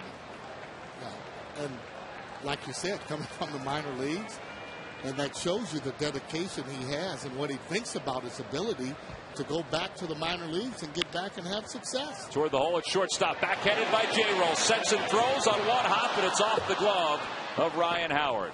I don't know if they would have gotten Crowe, and he's aboard with just the 2nd hit of the night for the Indians. But it would have been a bang-bang play. Yeah, that's one of those do-or-die plays. Either you get a hit or it's a great play. You don't even think about that. He sets himself, throws right across, has a strong arm, not getting there, and might have been a little bit. I thought he might have had it anyway. Even if he catches that ball. Yeah, I think he would have. He would have been safe. Now, it's interesting that every no ball is hit, J-Roll still thinks he should have made that play in the hole. Well, here's Shin-Soo Choo, who has grounded out twice. 0 for 2.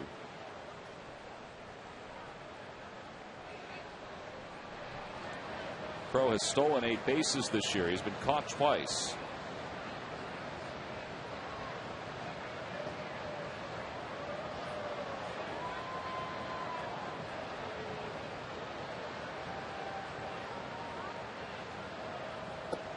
On the outside corner, 0-1 to Chu.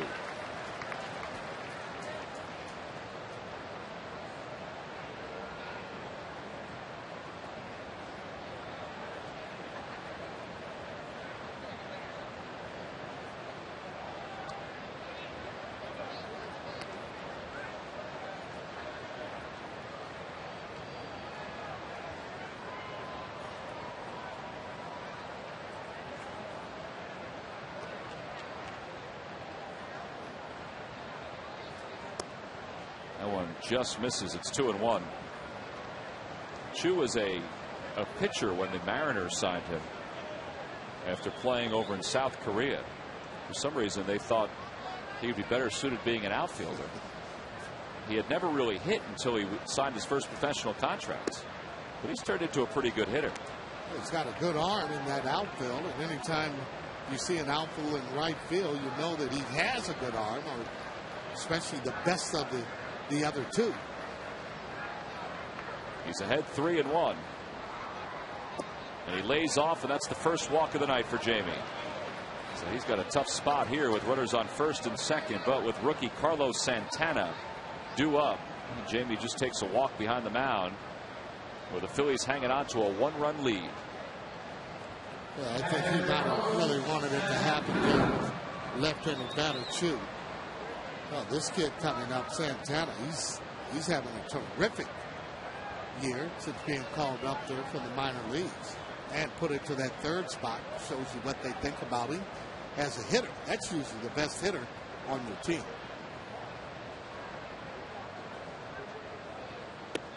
Jamie misses inside, 1-0. Well, we mentioned before the Indians are without Grady Sizemore, who's out for the year, without Asdrubal Cabrera, who may be back at the end of July, maybe the beginning of August. They also are playing all these National League games without Travis Hafner, who's their cleanup hitter, because he can't play the field. And it really changes the complexion of their lineup, because Hafner's such a big power hitter. And because of those injuries and because Hafner can't play, Maniacta puts the youngster in the 3-hole.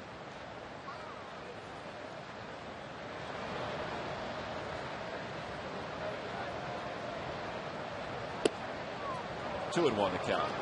Just missing with those pitches. Cleveland hitters this inning have been a little bit more disciplined than they have been, getting deeper into the counts. Runners go. At least Crow does, and he's going to have third base stolen easily.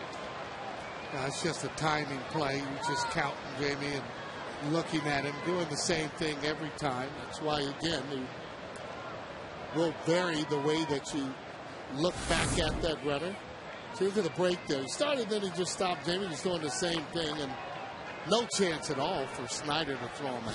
Why doesn't Chu take off in that spot, Sarge? Well, he hesitated. Remember, he kind of hesitated, and then he went. Here's the 3-1 pitch. On the inside corner, it's 3-2. No, that trail runner, I mean, you go, but you go when you know that that runner's gone. If you're unsure, you don't go. And he'll be going now. Yes, he will. He'll be off on this pitch with the count 3-2. First and third, the Phillies leading by 1. Chu goes. And a swing and a chopper foul. And Steve Smith, the former Philly third base coach, grabs it, flips it into the crowd. Steve was the third base coach when the Phillies won the World Championship back in 08. This has been the toughest inning of the night for Jamie. He has thrown 29 pitches this inning. Before, he's getting those first pitch ground balls or early ground balls, and that keeps your pitch count down.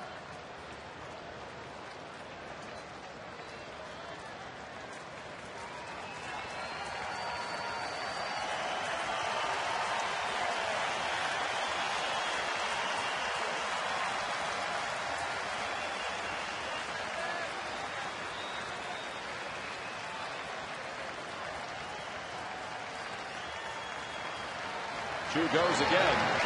And a swing and a fly ball toward left. Pretty deep. Ibanez going back. Has room near the wall. Makes the catch. And the inning is over. Well, Carlos Santana made the Hearts beat a little quicker. Ryan Schneider and Jamie Moyer work through a tough spot here in the 6th. We go to the bottom of the 6th with Placido Polanco duo.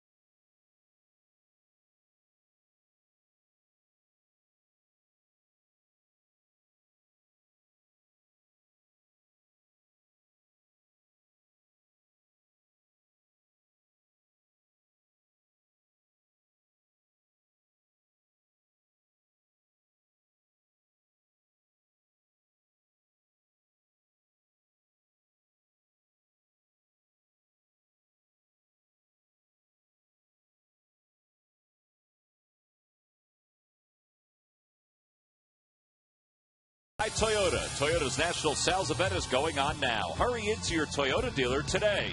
By McDonald's, where a large sweet tea is just $1. And by AT&T.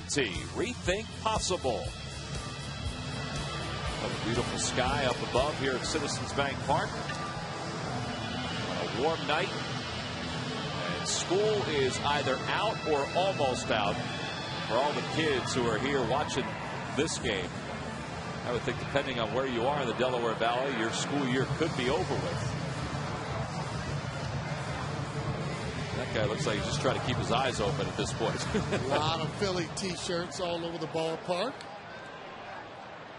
Now we go to the bottom of the 6th, and Placido Polanco leads it off against Mitch Talbot. Phillies lead it 2-1 thanks to 2 first-inning runs. Polanco singled back of the first and came around to score one of those runs.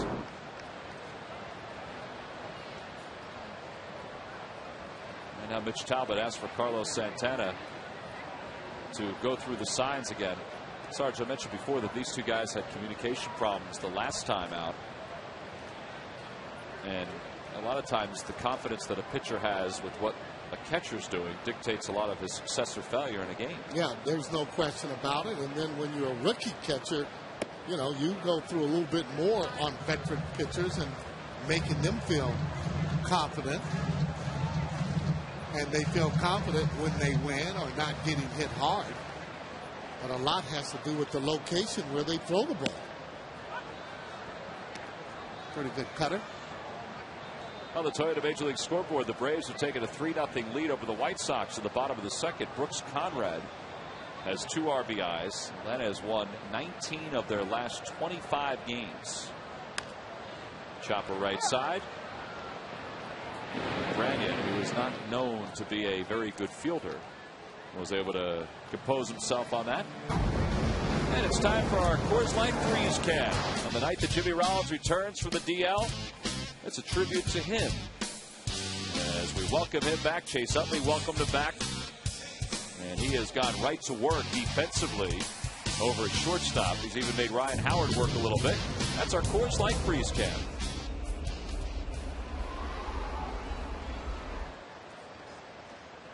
And it's still dusk here at Philadelphia. Had the longest day of the year yesterday. Still pretty light out.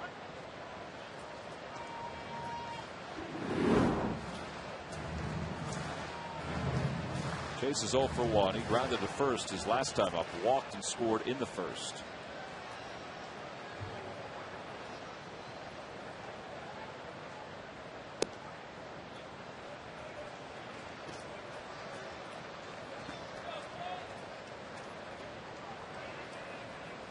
It's really keeping them off balance with that off-speed pitch. But they're having better at bats. not swinging, had a lot of bad pitches. This guy here is around the plate. You can see that pitch there. So you really have to be mentally strong not to swing at those pitches and to wait for your pitch. Well, is he similar to Pavano on Sunday? Yeah, absolutely. And the key, too, for me, you can't be afraid to get 2 strikes on him. You realize a guy can't throw the ball by you. You can see the ball longer. And Chase saw that one and ripped it foul to the second deck. And it's evened it up at 2-2. Yeah, those pitchers that throw like that, more than likely, they have to try and trick you to get you out. We got you, big boy.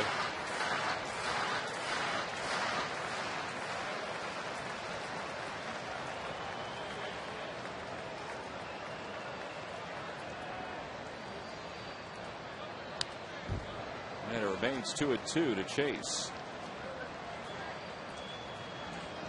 Well, at this point in the game on Sunday, Carl Pavano was nowhere near 85 pitches, which is where Talbot's at right now. He had one of those games. I mean, everything he threw was just out of the hitting zone. Almost looked as if he didn't break a sweat the way he was pitching. Swing and a miss, and they're 2 away. Pretty filthy pitch, hard cutter, inside part of the plate. Even if he hit it, he would have pulled and fouled. All you're hoping to do is just foul that pitch off. Look at that. Okay. See how that cuts there? Santana forgetting how many outs it was. He was trying to take out to the dugout. I wasn't sure if he was doing that or if he was just trying to sort of jazz up his throw to third. I don't know what he was doing. He gets no Academy Award for that. Let me tell you. Not at all. Here's Ryan Howard. And he lays off an off-speed pitch, and it's 1-0.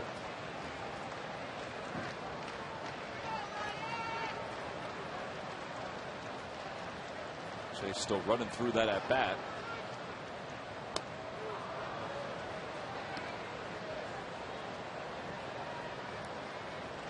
Only 2 runs of the game for the Phillies. Came in the bottom of the first, an RBI single by Ryan, and a sac fly by Jason Worth. A line drive, base hit it to right field. Second hit of the night for Ryan. So he's aboard with 2 away, and it gives Jason Worth a chance to bat.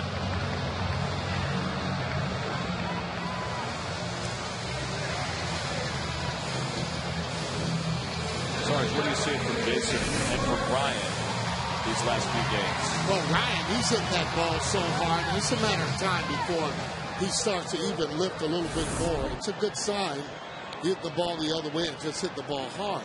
Jason, on the other hand, at times when he's striding toward the plate, especially when he takes it, he brings his hands down.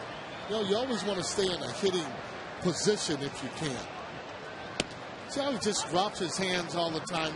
And Pete Rose, that's why he looked that ball all the way back into the catcher, because he wanted to know exactly where it is. But more importantly, you want to still be in your hitting stance. You want to be able to anticipate a strike until it's not. Jason lofts it in the air to right. Chu comes in, and he makes the catch. So the Phillies do get a base runner, but the side is retired. No runs, 1 hit, 1 man left. We got a pitcher's duel brewing here in South Philadelphia with the Phillies leading at 2-1.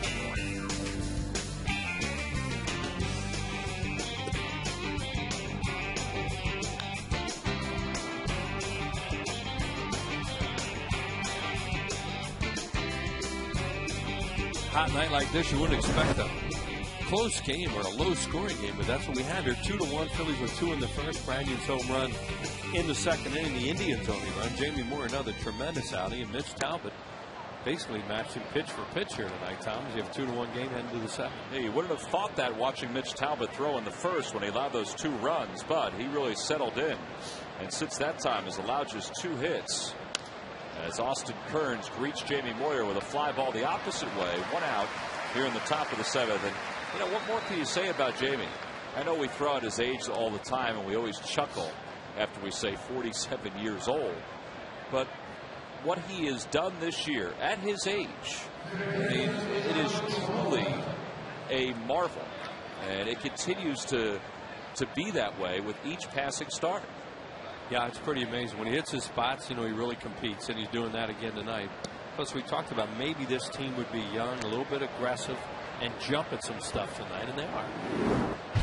I mean, that pitch he threw last inning to Santana, that had some cut on it, or it's out of the ballpark, and that's what he can do when he's hitting his spots and has some movement like that. He can get off the barrel of the bat, and as opposed to a 3-run home run, it was an out. Well, Johnny Peralta has the count even 1-1, and he pulls that one toward the hole. Sliding over to his right is Jimmy. 1-hop throw, dug out by Ryan Howard. A little surprised he didn't backhand that ball, but I guess he thought that he had a runner that he could handle by taking it straight on. Normally, when you get a guy who can run and a ball's hitting that area, a guy like Jimmy Rollins is going to backhand it. But see, he took it straight on, and now it's a much tougher throw, and he has to 1-hop it because he can't get as much on it. And that guy almost beat it. So Ryan Howard digs one out for Jimmy, and with 2 outs, here's Russell Brannion. He has provided the only spark for the Indians tonight offensively with his 10th home run.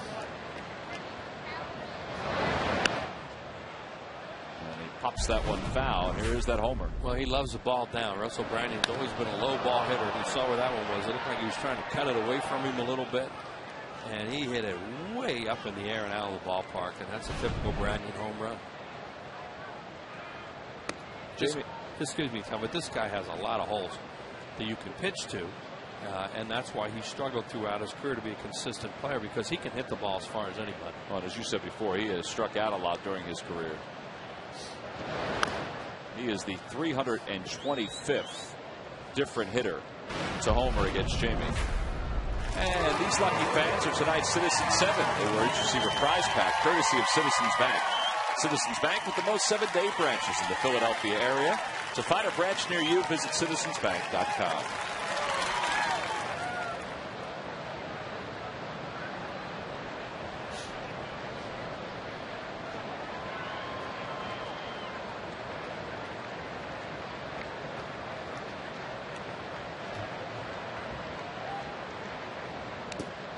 Just got a piece of it. He stays alive. 1-2. I mentioned that Russell is the 325th different batter that has homered against Jamie. Obviously tonight with that home run, it ties Robin Roberts for the most home runs allowed in Major League history. Jamie has allowed 295 solo home runs during his career. Robin Roberts allowed 269.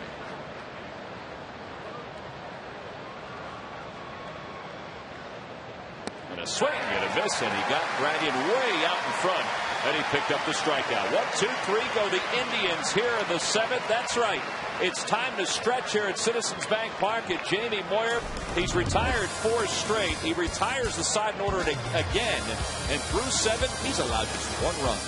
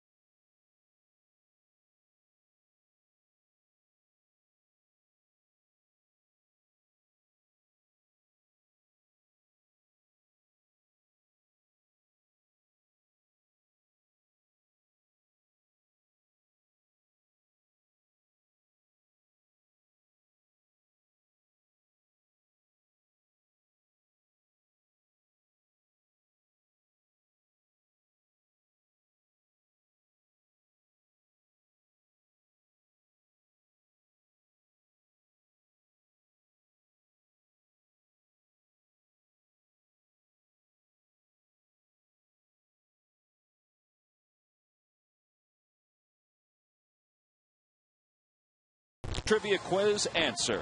Here's the question again. Name the only skipper to manage the Phillies and Indians in the same year.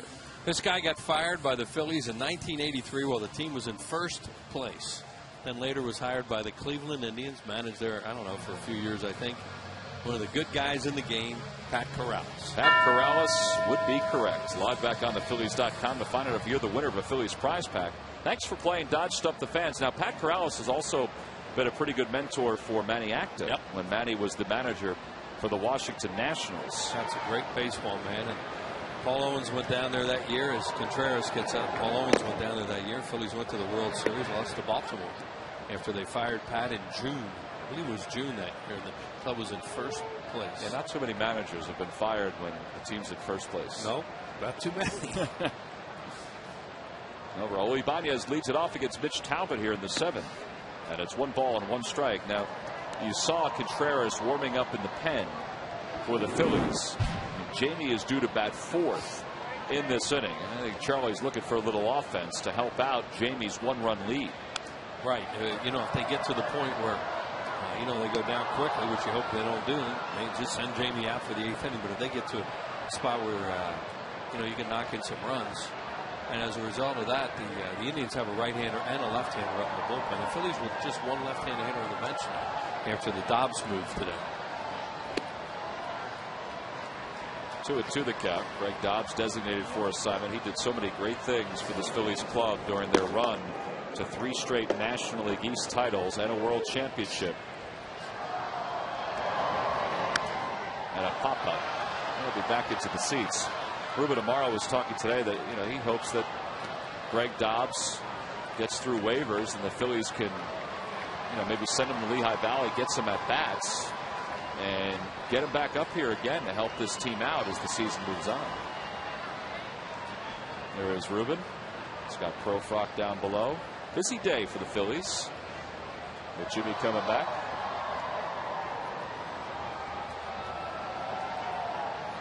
That's today's general manager.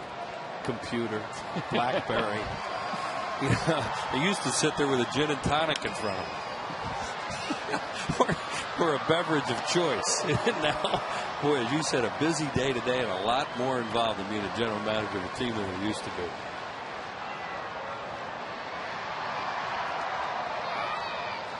There's some of his colleagues, Benny Looper, Dallas Green, of course, Mike Ondo down the lower level with Scott Profrock, who also has the computer open. And Ibanez is down on strikes for out number 1. So 1 away here at the bottom of the 7th.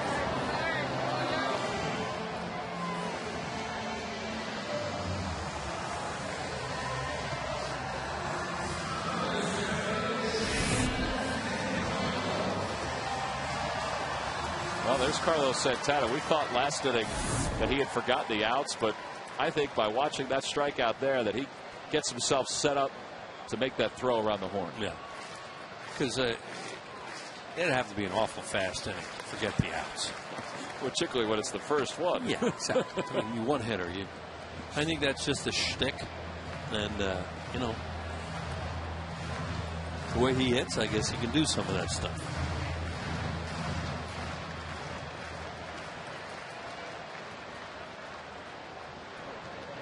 My generation, I guess Tony Pena was the first one that had that kind of shtick behind the plate. He had a flair. Benito Santiago had a little flair. Big time flair. What about Manny Sanguine? Did he have flair behind the plate? Not really. No, he just kind of, he stretched the leg out a little bit, but he just kind of sat there. He just wanted to get out of there and go hit. Manny Sanguine just could hit, Didn't matter where the pitcher threw it.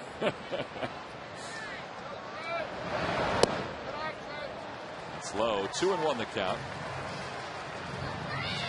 What's Santana doing? He's calling somebody out. He hurt himself. I think he hurt himself on one of those step outs and that throw to third. Oh, no, I don't think so. It looks like he did something to his finger. So the athletic trainer for the Indians, along with Manny Acta,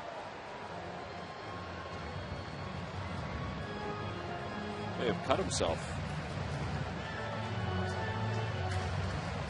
They split a nail or something, huh?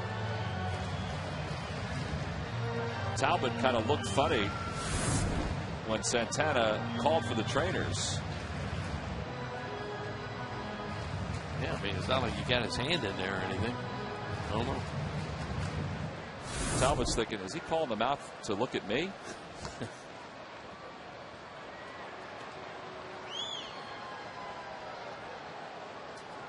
Well, I mentioned before that the Los Angeles Dodgers will be here in August. Well, before that, the Arizona Diamondbacks from the National League West will be here in Philadelphia for a 3-game series.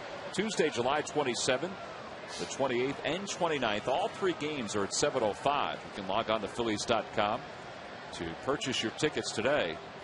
Well, the Diamondbacks really put a beating on the Yankees last night. And A.J. Burnett gave up 3 first-inning home runs in that ball game.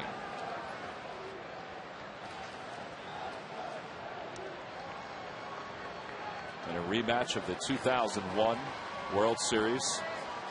I watched some of that game, and the first pitch ceremonies had Matt Williams, Mark Grace, and Luis Gonzalez throwing out the first pitch. Yeah, the 3 of them. And then, of course, they had to replay Gonzalez hitting that little dunker. And Schilling and Kurt and Randy Johnson hugging each other. That was some championship they won. Beating the Yankees at that time. Victorino skies it to left. Easy play for Austin Kearns for the second out here in the 7th. Well, it's time now for a Home Depot defensive play of the game, and this interference call has become a big part of tonight's game. Sure, this was a run for the Phillies. A heck of a play by Jason Donald. And now it looks like the Phillies have a run because he beats it, but the second base umpire, Sam Holbrook, is saying that on the relay there by Anderson Hernandez that Ibanez went too far. They say you have to be able to reach out, touch a bag with your hand. Charlie came out and argued the play and got thrown out of the game. Ryan Schneider lines it to left, and it's an easy 7th inning for Mitch Talbot. So Talbot retires the Phillies in order. We go to the 8th here in Philadelphia. The Phils hanging on to a 1-run lead.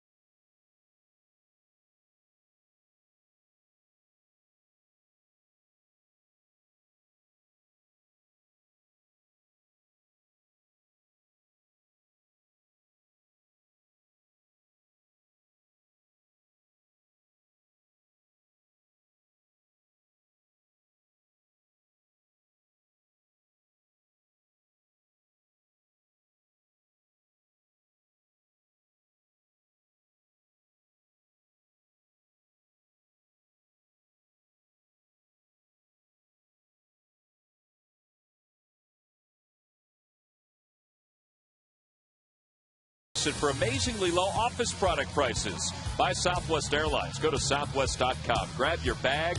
It's on. And buy your local Dodge dealers. I'm sure you guys talked about a lot on that interference double play. Whether, I have to talk to Charlie later, and, what Holbrook said to him. Technically, you have to reach out, be able to touch the bag with your hand. That's their judgment. Do you have some leeway here to decide whether or not it influenced the play or not? Right. He didn't double pump. He didn't take an extra step. And, of course, maybe Ibanez didn't even have to do that because it took a long time for that thing to get there and you had a fast runner. So there was a lot involved in that. We don't know what really happened down there.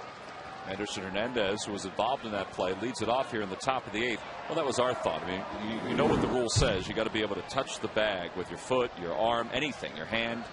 But can you deviate from that as an umpire and just make a judgment call that it wouldn't have affected the play at first? I don't know if you can. I don't know. Well, we'll find out later, and that's what's great about this game because those questions will be asked. Meanwhile, Jamie Moyer pitching into the 8th inning for yet another game. It's the third time in his last 4 games that he's pitched into the 8th inning. And they'll have the bullpen ready. And a pop-up. Foul territory. First base side. Ryan Howard on the run. He's there, and he can't get it. Ball came back, and it spun away from him, and he just wasn't in position to make the catch. Again, every out is so precious right now when you're a 47-year-old guy on a smoking hot night like this. Nobody knows that more than Ryan Howard. And the ball's always going to spin back towards the infield from that direction. It wasn't hit all that high, and he never really got under control on that one to judge it properly. And Utley can't get there. As I said, it's not hit high enough, and he was way over towards second base. So, you know, he knows he should have had that, and he didn't. They call it a no play, so no error charge to Ryan. Anderson Hernandez pops it up again, this time out of play. Manny Acton must really like this guy, though. He keeps getting him. He's acquired off waivers from the Mets by the Indians.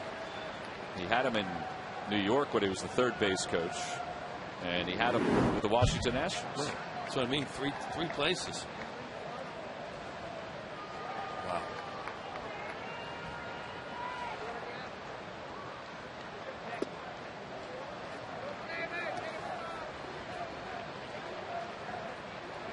Maybe their bullpen going too, of course, to the Indians, because they'll hit for Talbot in this inning.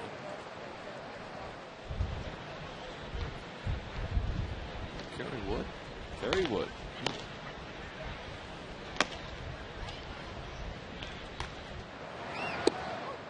Inside, 2 balls and 2 strikes to Anderson Hernandez.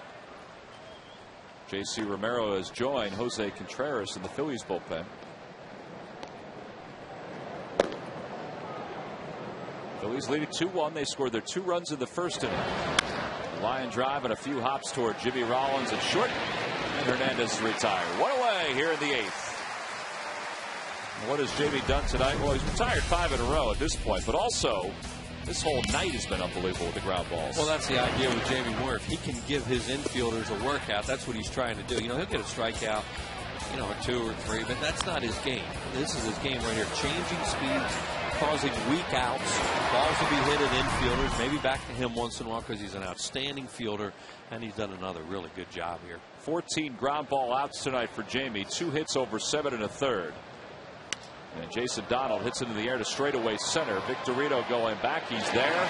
2 away. And the thing he's done, and we talked about it early in the game, is he don't walk anybody. He's 3rd in the National League in fewest walks per 9 innings pitched, 1.77 coming into the game. And he's doing that here again. 4 walks in this ballpark this year. It's amazing. Hey, Wednesday, July 7th, when the Atlanta Braves are in town, it's also a faith and family celebration here at the ballpark. Come out and enjoy the beautiful sounds of local church choirs performing prior to and throughout the game that night. Log on to Phillies.com/theme nights for more information. Well, Shelley Duncan's going to pinch hit for Mitch Talbot. Shelley Duncan, the former New York Yankee prospect, son of Dave Duncan, brother of Chris Duncan, who used to play for the St. Louis Cardinals. Chris Duncan, a left-handed hitter. See Shelley Duncan's numbers here in the big leagues. He was a power hitter in the minor leagues. He had a lot of home runs. I've been told that guys that approach the ball with their practice swings like he does, they're low ball hitters. Watch what he does. They like the ball down when they do that. So instead of just taking a practice swing at the waist or up high. I got to ask Charlie about that because nobody would know better than he. But people have told me that guys that do this, they're low ball hitters.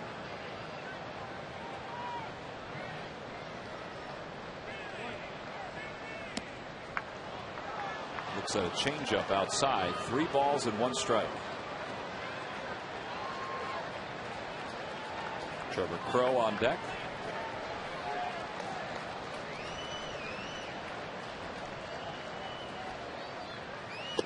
On the inside corner, 79. That's a fastball, or a cutter, I should say, but I think it fooled Shelley Duncan. Yeah, it's also the kind of pitch if he just swung at it, he would have hit it foul. That's right, everybody coming up. 44,000 strong tonight.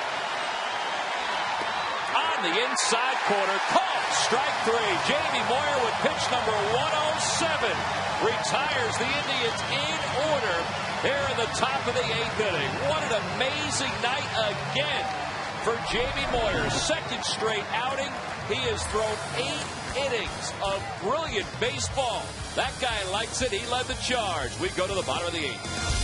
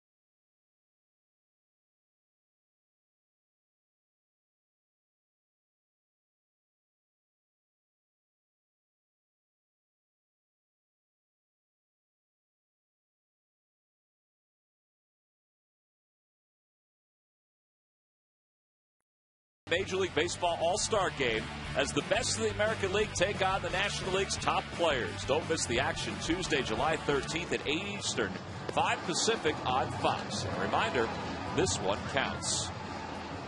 Chase Utley is leading all second basemen in votes in the National League. So as of now, he will be the starter at second base for Charlie Manuel, whose staff will be in charge once again out in Anaheim. Placido Blanco leads the way at third base. Jason Worth is in fourth right now among outfielders. Shane Victorino is fifth. And you can log on to Phillies.com and vote your favorite Phil to the All-Star game. Ross Glode is going to pitch hit for a guy that, I mean, who knows? Jamie Moyer, the way he's pitched his last couple of outings, might earn himself a trip to the All-Star game. And Glode faces Kerry Wood, the new pitcher for the Indians, and he pops the first pitch up to left center. And Trevor Crowe takes care of him for the first out. Well, Kerry Wood in his 16th ball game, 1-2 with a 7.43 earned run average. He hasn't pitched a whole lot here in June, so that's why you would imagine he's in here with the game 2-1 in the top or the bottom of the 8th inning. Right, he needs work because normally you wouldn't use a closer down by a run in the 8th unless you wanted to work. And it's interesting what the Phillies are doing right now. The Indians go switch hitter, left-handed hitter, switch hitter in the 9th inning. So they have J.C. Romero up and Lidge sitting. You know, when you see that, you think, well, they're saying they want those switch hitters about right-handed around a left-handed hitter. Yeah, Brad is sitting there with his glove on, so you would imagine that he's going to probably get up and loosen at some point. Well, Kearns is fourth in the inning, a right-handed hitter. 2-0 the count to Jimmy, who's 0 for 3 tonight. He's popped out to left, and he's grounded out twice. And he takes a fastball at 95, but Kerry Wood can still throw hard. And what a first season Kerry Wood had when he struck out 18, 19 Astros in that game, 20 maybe it was. He was an unbelievable talent when he first came up with the Cubs. What a curveball. And then he just had so many injuries. And he can hit, too. A lot of home runs.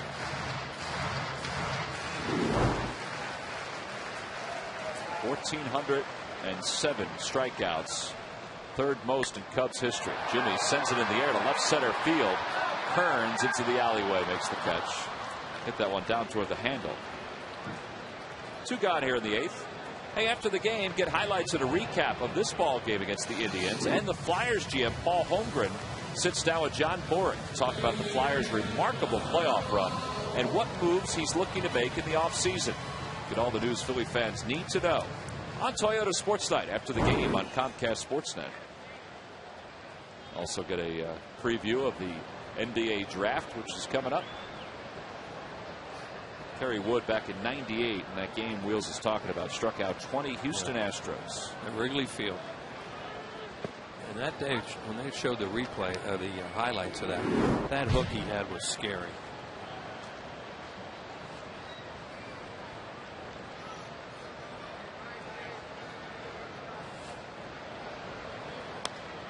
That's hit foul. It's 0-2.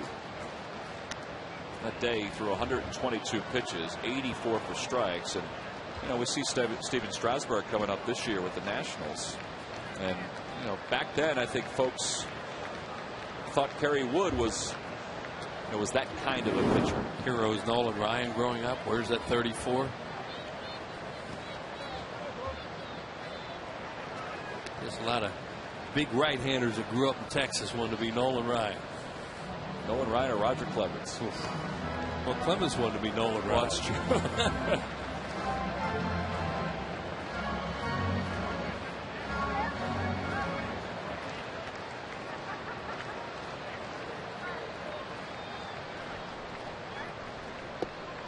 Well, there is that hook, not the same as it used to be.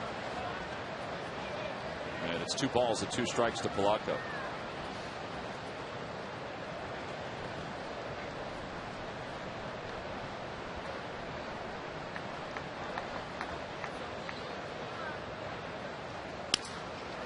It's hit off the end of the bat towards short. Kind of ran up the arm of Anderson Hernandez, but still had time to throw out Polanco.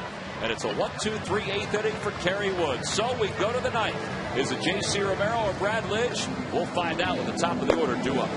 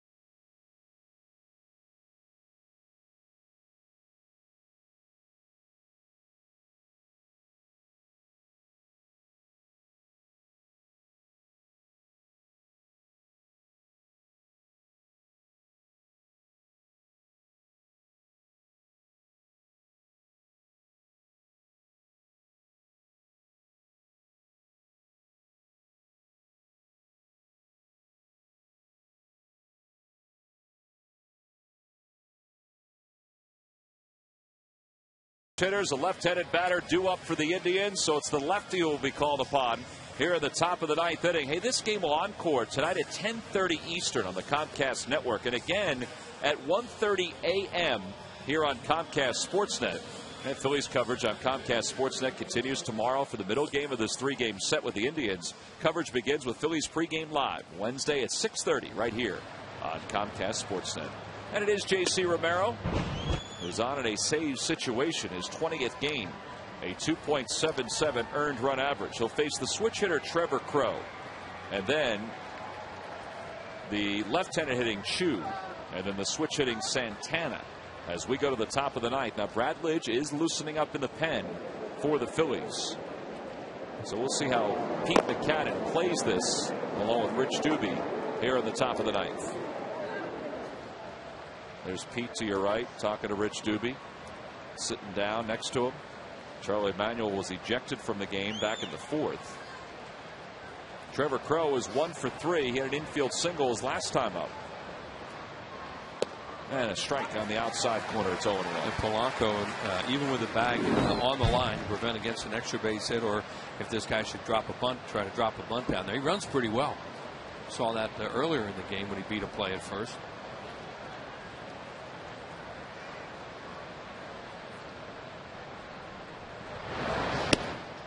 That one just missed at 91. JC's velocity has been better over the last few weeks. He is one of 2 left-handers that the Phillies have in the pen. Mike Zagurski was added to the roster today.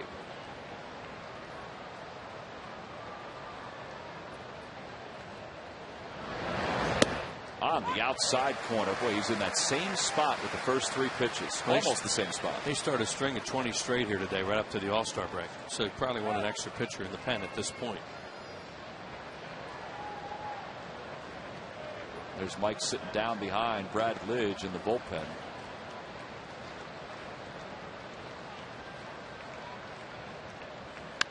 Towards second base. Chase to his right. He's got it. And there's one gone here in the 9th inning. Did a good job of getting in on him, Tom. As you kept mentioning that he was away. And that pitch looked like it was in a little bit.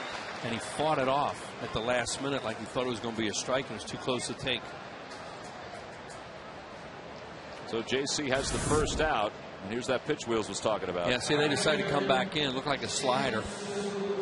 Romero, of course, falls off towards third base, but the ball's hit towards Chase. An easy play for him. Well, now Shin-Soo Choo, who was 0 for 2. He's grounded out twice. He walked his last time up. This guy will be a little patient. He takes the first pitch low. It's 1-0. Now the corners are toward the line. Polanco is even with the bag at third. Ryan is back behind the bag. They're shielding against a possible extra base hit.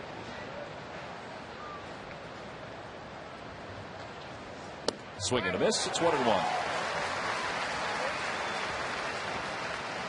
JC trying to save it for Jamie Moyer. 8 fantastic innings again tonight for Jamie. Just an amazing job again.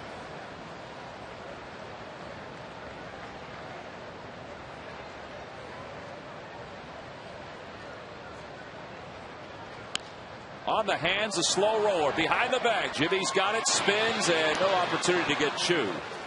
It was a good pitch by J.C. Romero, but it turns out to be an infield single. Yeah, now this guy can steal a bag too. 11 out of 13, so you got to pay attention to him.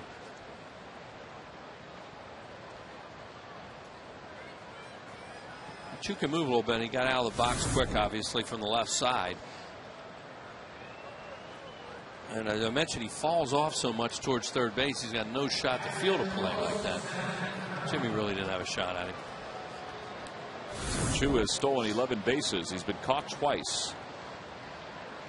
There's Brad Lidge waiting. Yeah, and Kearns is next. Carlos Santana, switch hitter, batting right-handed. 0 for 3 tonight against the lefty Jamie Moyer. And he takes a breaking ball for a strike. Boy, this guy loads up. Watch the movement he has. He looks like one of those guys who wants to hit. He just likes it. Like Pablo Sandoval? Yeah, there's a good example. Some guys look like they just can't wait to get up there and swing. He is really aggressive.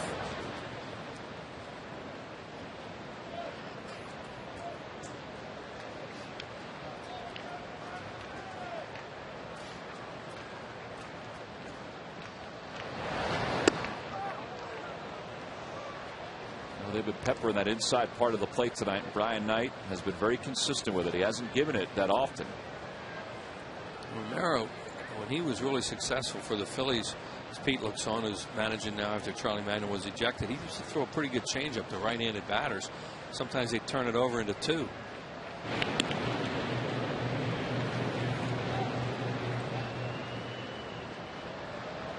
Give up that big hole now on the left side, and of course on the right side where he's holding the runner on the left side, because you're trying to prevent an extra base hit.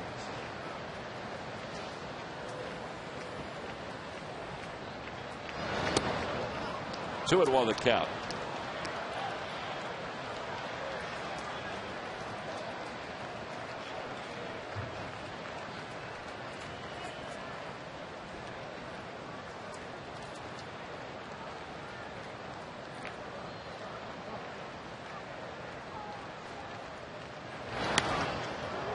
he's evened them up. 2 balls and 2 strikes. He came with a breaking ball there behind in the count and fouled off.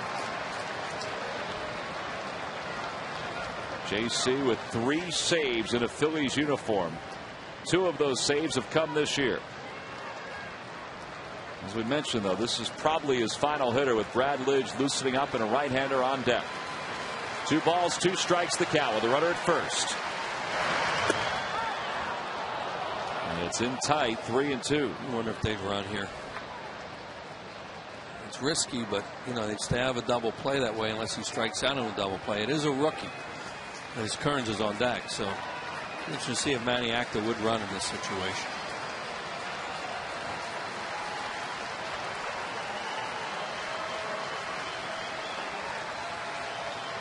Two does not go. Pitch is inside, ball 4. There are 2 runners on. Here comes Pete Buchanan. That's going to be it for J.C. Romero. So he faces 3 batters here in the 9th inning. And with Austin Kearns due on the right-handed hitter, Pete is going to go to the bullpen here and bring in Brad Lidge. So Brad's already venturing down the stairs. It's an AT&T call to the bullpen. 1 out, top of the 9th, 2 on.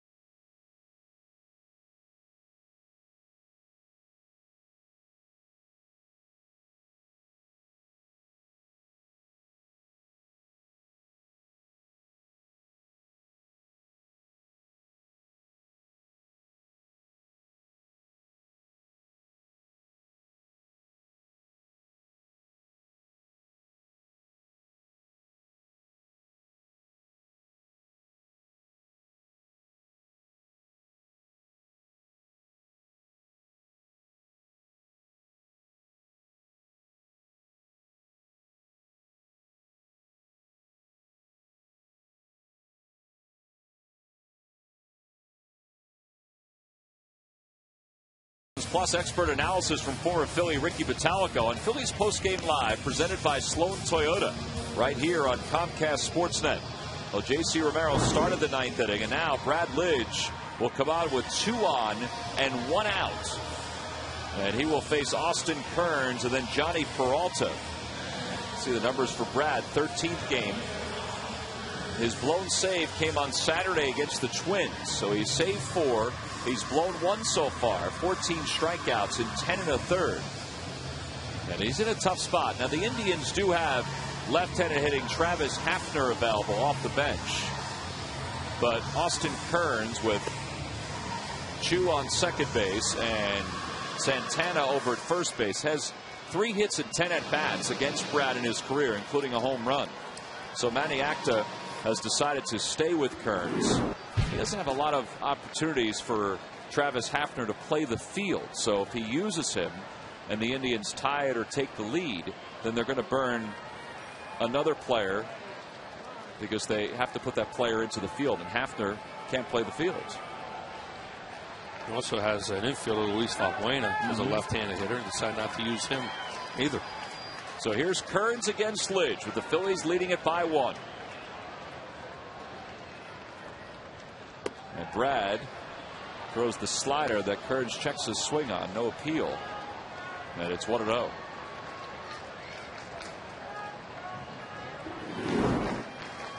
See what Kearns has done this year against righties. 6 of his 7 home runs, 25 of his 32 runs batted in. And it's 1 ball and 1 strike.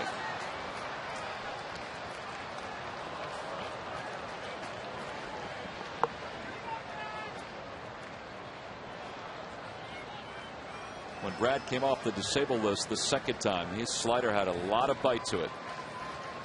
The other day, Joe Mauer hit a slider into the Phillies bullpen. Trying to get that down, get it moving in a good spot.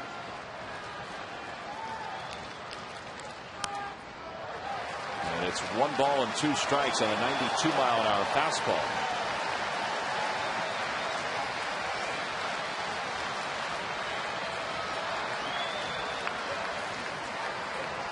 Pete Buchanan, who took the lineup card from Charlie Manuel in the 4th inning, trying to manage the Phillies to a victory here.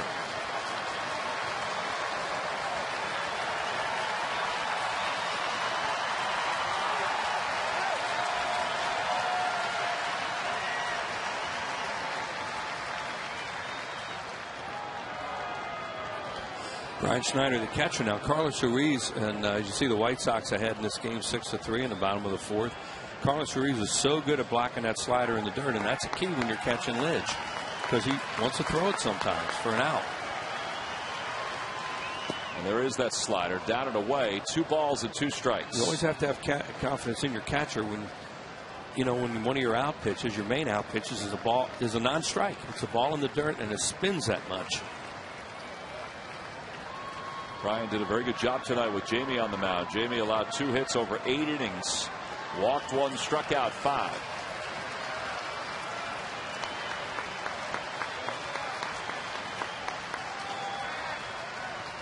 Swing and a miss. He got him on the slider. 2 away here in the 9th inning. That was a good one. That was a really good slider. Yeah, it probably wasn't a strike. It was probably just a little bit outside, but it was in the strike zone for a long time. You say a long time. What do they have, a split second?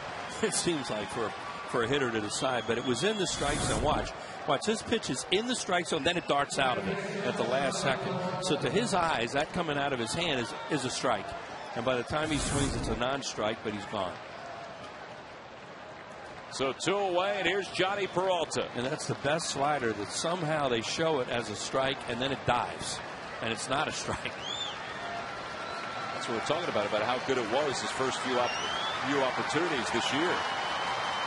Johnny Peralta's never faced Brad Lidge. The first pitch to him.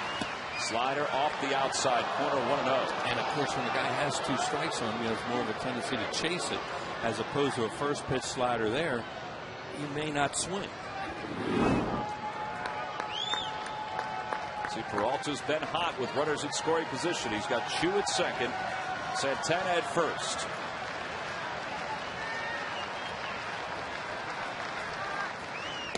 That slider's over for strike 1.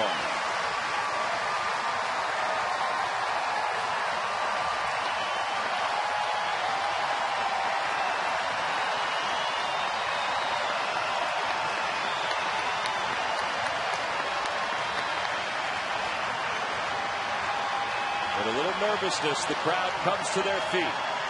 1 ball, 1 strike, the count to Johnny Peralta. Outside with a fastball, and it's 2-1.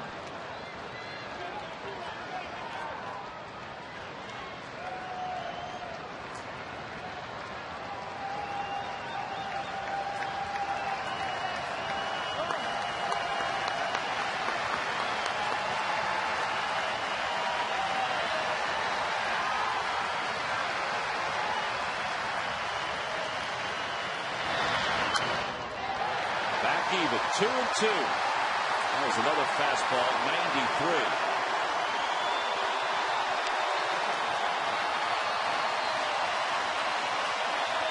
He's got 2 strikes on him. They come with a slider again. 44,836. The 75th consecutive sellout here at Citizens Bank Park. They're trying to will this one into the win column. 2 balls, 2 strikes, the count to Peralta. Swing and a miss. He got him on another slider. Brad Lidge has come on and struck out the only 2 batters he faces to save this one for Jamie Moyer, who picks up career victory number 266. And how about he ties a pretty good Cleveland Indian pitcher, Rapid Robert Feller, with that win tonight, pitching against the Indians. Just some magic in Jamie Moyer. Some magic in Jamie Moyer. He's won 8 games this year. Brad Lidge saves his 5th. Boy, he had a good slider tonight when he needed it as the Phillies win it by a final of 2-1. Our Chevy player of the game, Jamie Moyer, who moves into 35th place all time. He's tied with Bob Feller and Effa Rixey with 266 career victories. Great job tonight. A lot of ground balls from Jamie. He did get 5 strikeouts, but he, this is a young, aggressive team, and he was able to prey off that, get the ground balls, get him out front. He only gave up the long home run to Branyan, but that was it for him tonight. He's our Chevrolet player of the game. Another great job. And here's the final out of the game, a 2-2 slide ball. Started in the strike zone, darted out of it. Great job, too, by Brad Lidge. Great reaction by Brian Schneider after this catch was made on this slider. Brad, whose fastball was rising as this inning moved on, which was a good sign. A heck of a slider on a heck of a night, which included Jimmy Rollins' return from the disabled list. And he's down on the field with Sarge. Sarge, take it away. Hey, guys, thanks a lot. J-Ro getting back, getting some ground balls, getting back in the field of it. How you feel? I feel good, man. It was good to be back. I've been sitting around for about the last 11 weeks or so, itching to get back. So I finally got a chance, and I want to come out here and bring some energy, and I was hopefully able to do that. And we got a good win, and now it's hopefully off to the races. Now, what's the toughest thing when you have an injury like that to be able to get back and know you could go at full strength? You know what? I think it'll just be one of those plays that you go all out on, don't think about it, and it was something that you maybe were a little bit afraid to do. And after the play's over, you go, wow, that didn't hurt. and that's usually how it happens. It's something, like maybe I got to stretch out a triple or something, and I don't want to do it because my leg says no, but the game says yes, and I slide in safe. Just one of those plays. Now, all the guys on the team, they're saying, whoa, wait until J-Ro gets back. Wait until J-Ro gets back. Does that put added pressure on you to win ball games or to maybe try and do too much when you first come back? You know what? The good thing is I had extra weeks to think about that. And, I really been thinking about, what can I do? I'm only one person. But then, my job is to make the guys believe again. Believe in how good they are, believe in their talent. And remember, you're going to make outs. I've seen a lot of heads coming down to hit first base and gloves coming off. You're going to make outs. This game is full of them. And I haven't seen a game that hasn't ended yet. It's just taking advantage of that opportunity. That one hit, if it's a game-winning hit, it's the best hit of that day. Well, spoken by a true leader, to say the least. All right, Wills, back up to you there, Tom. All right, Sarge, thank you very much. It is good to see those expressions back on the field. Brad Lidge closes things out. Back-to-back strikeouts, his 5th save of the season.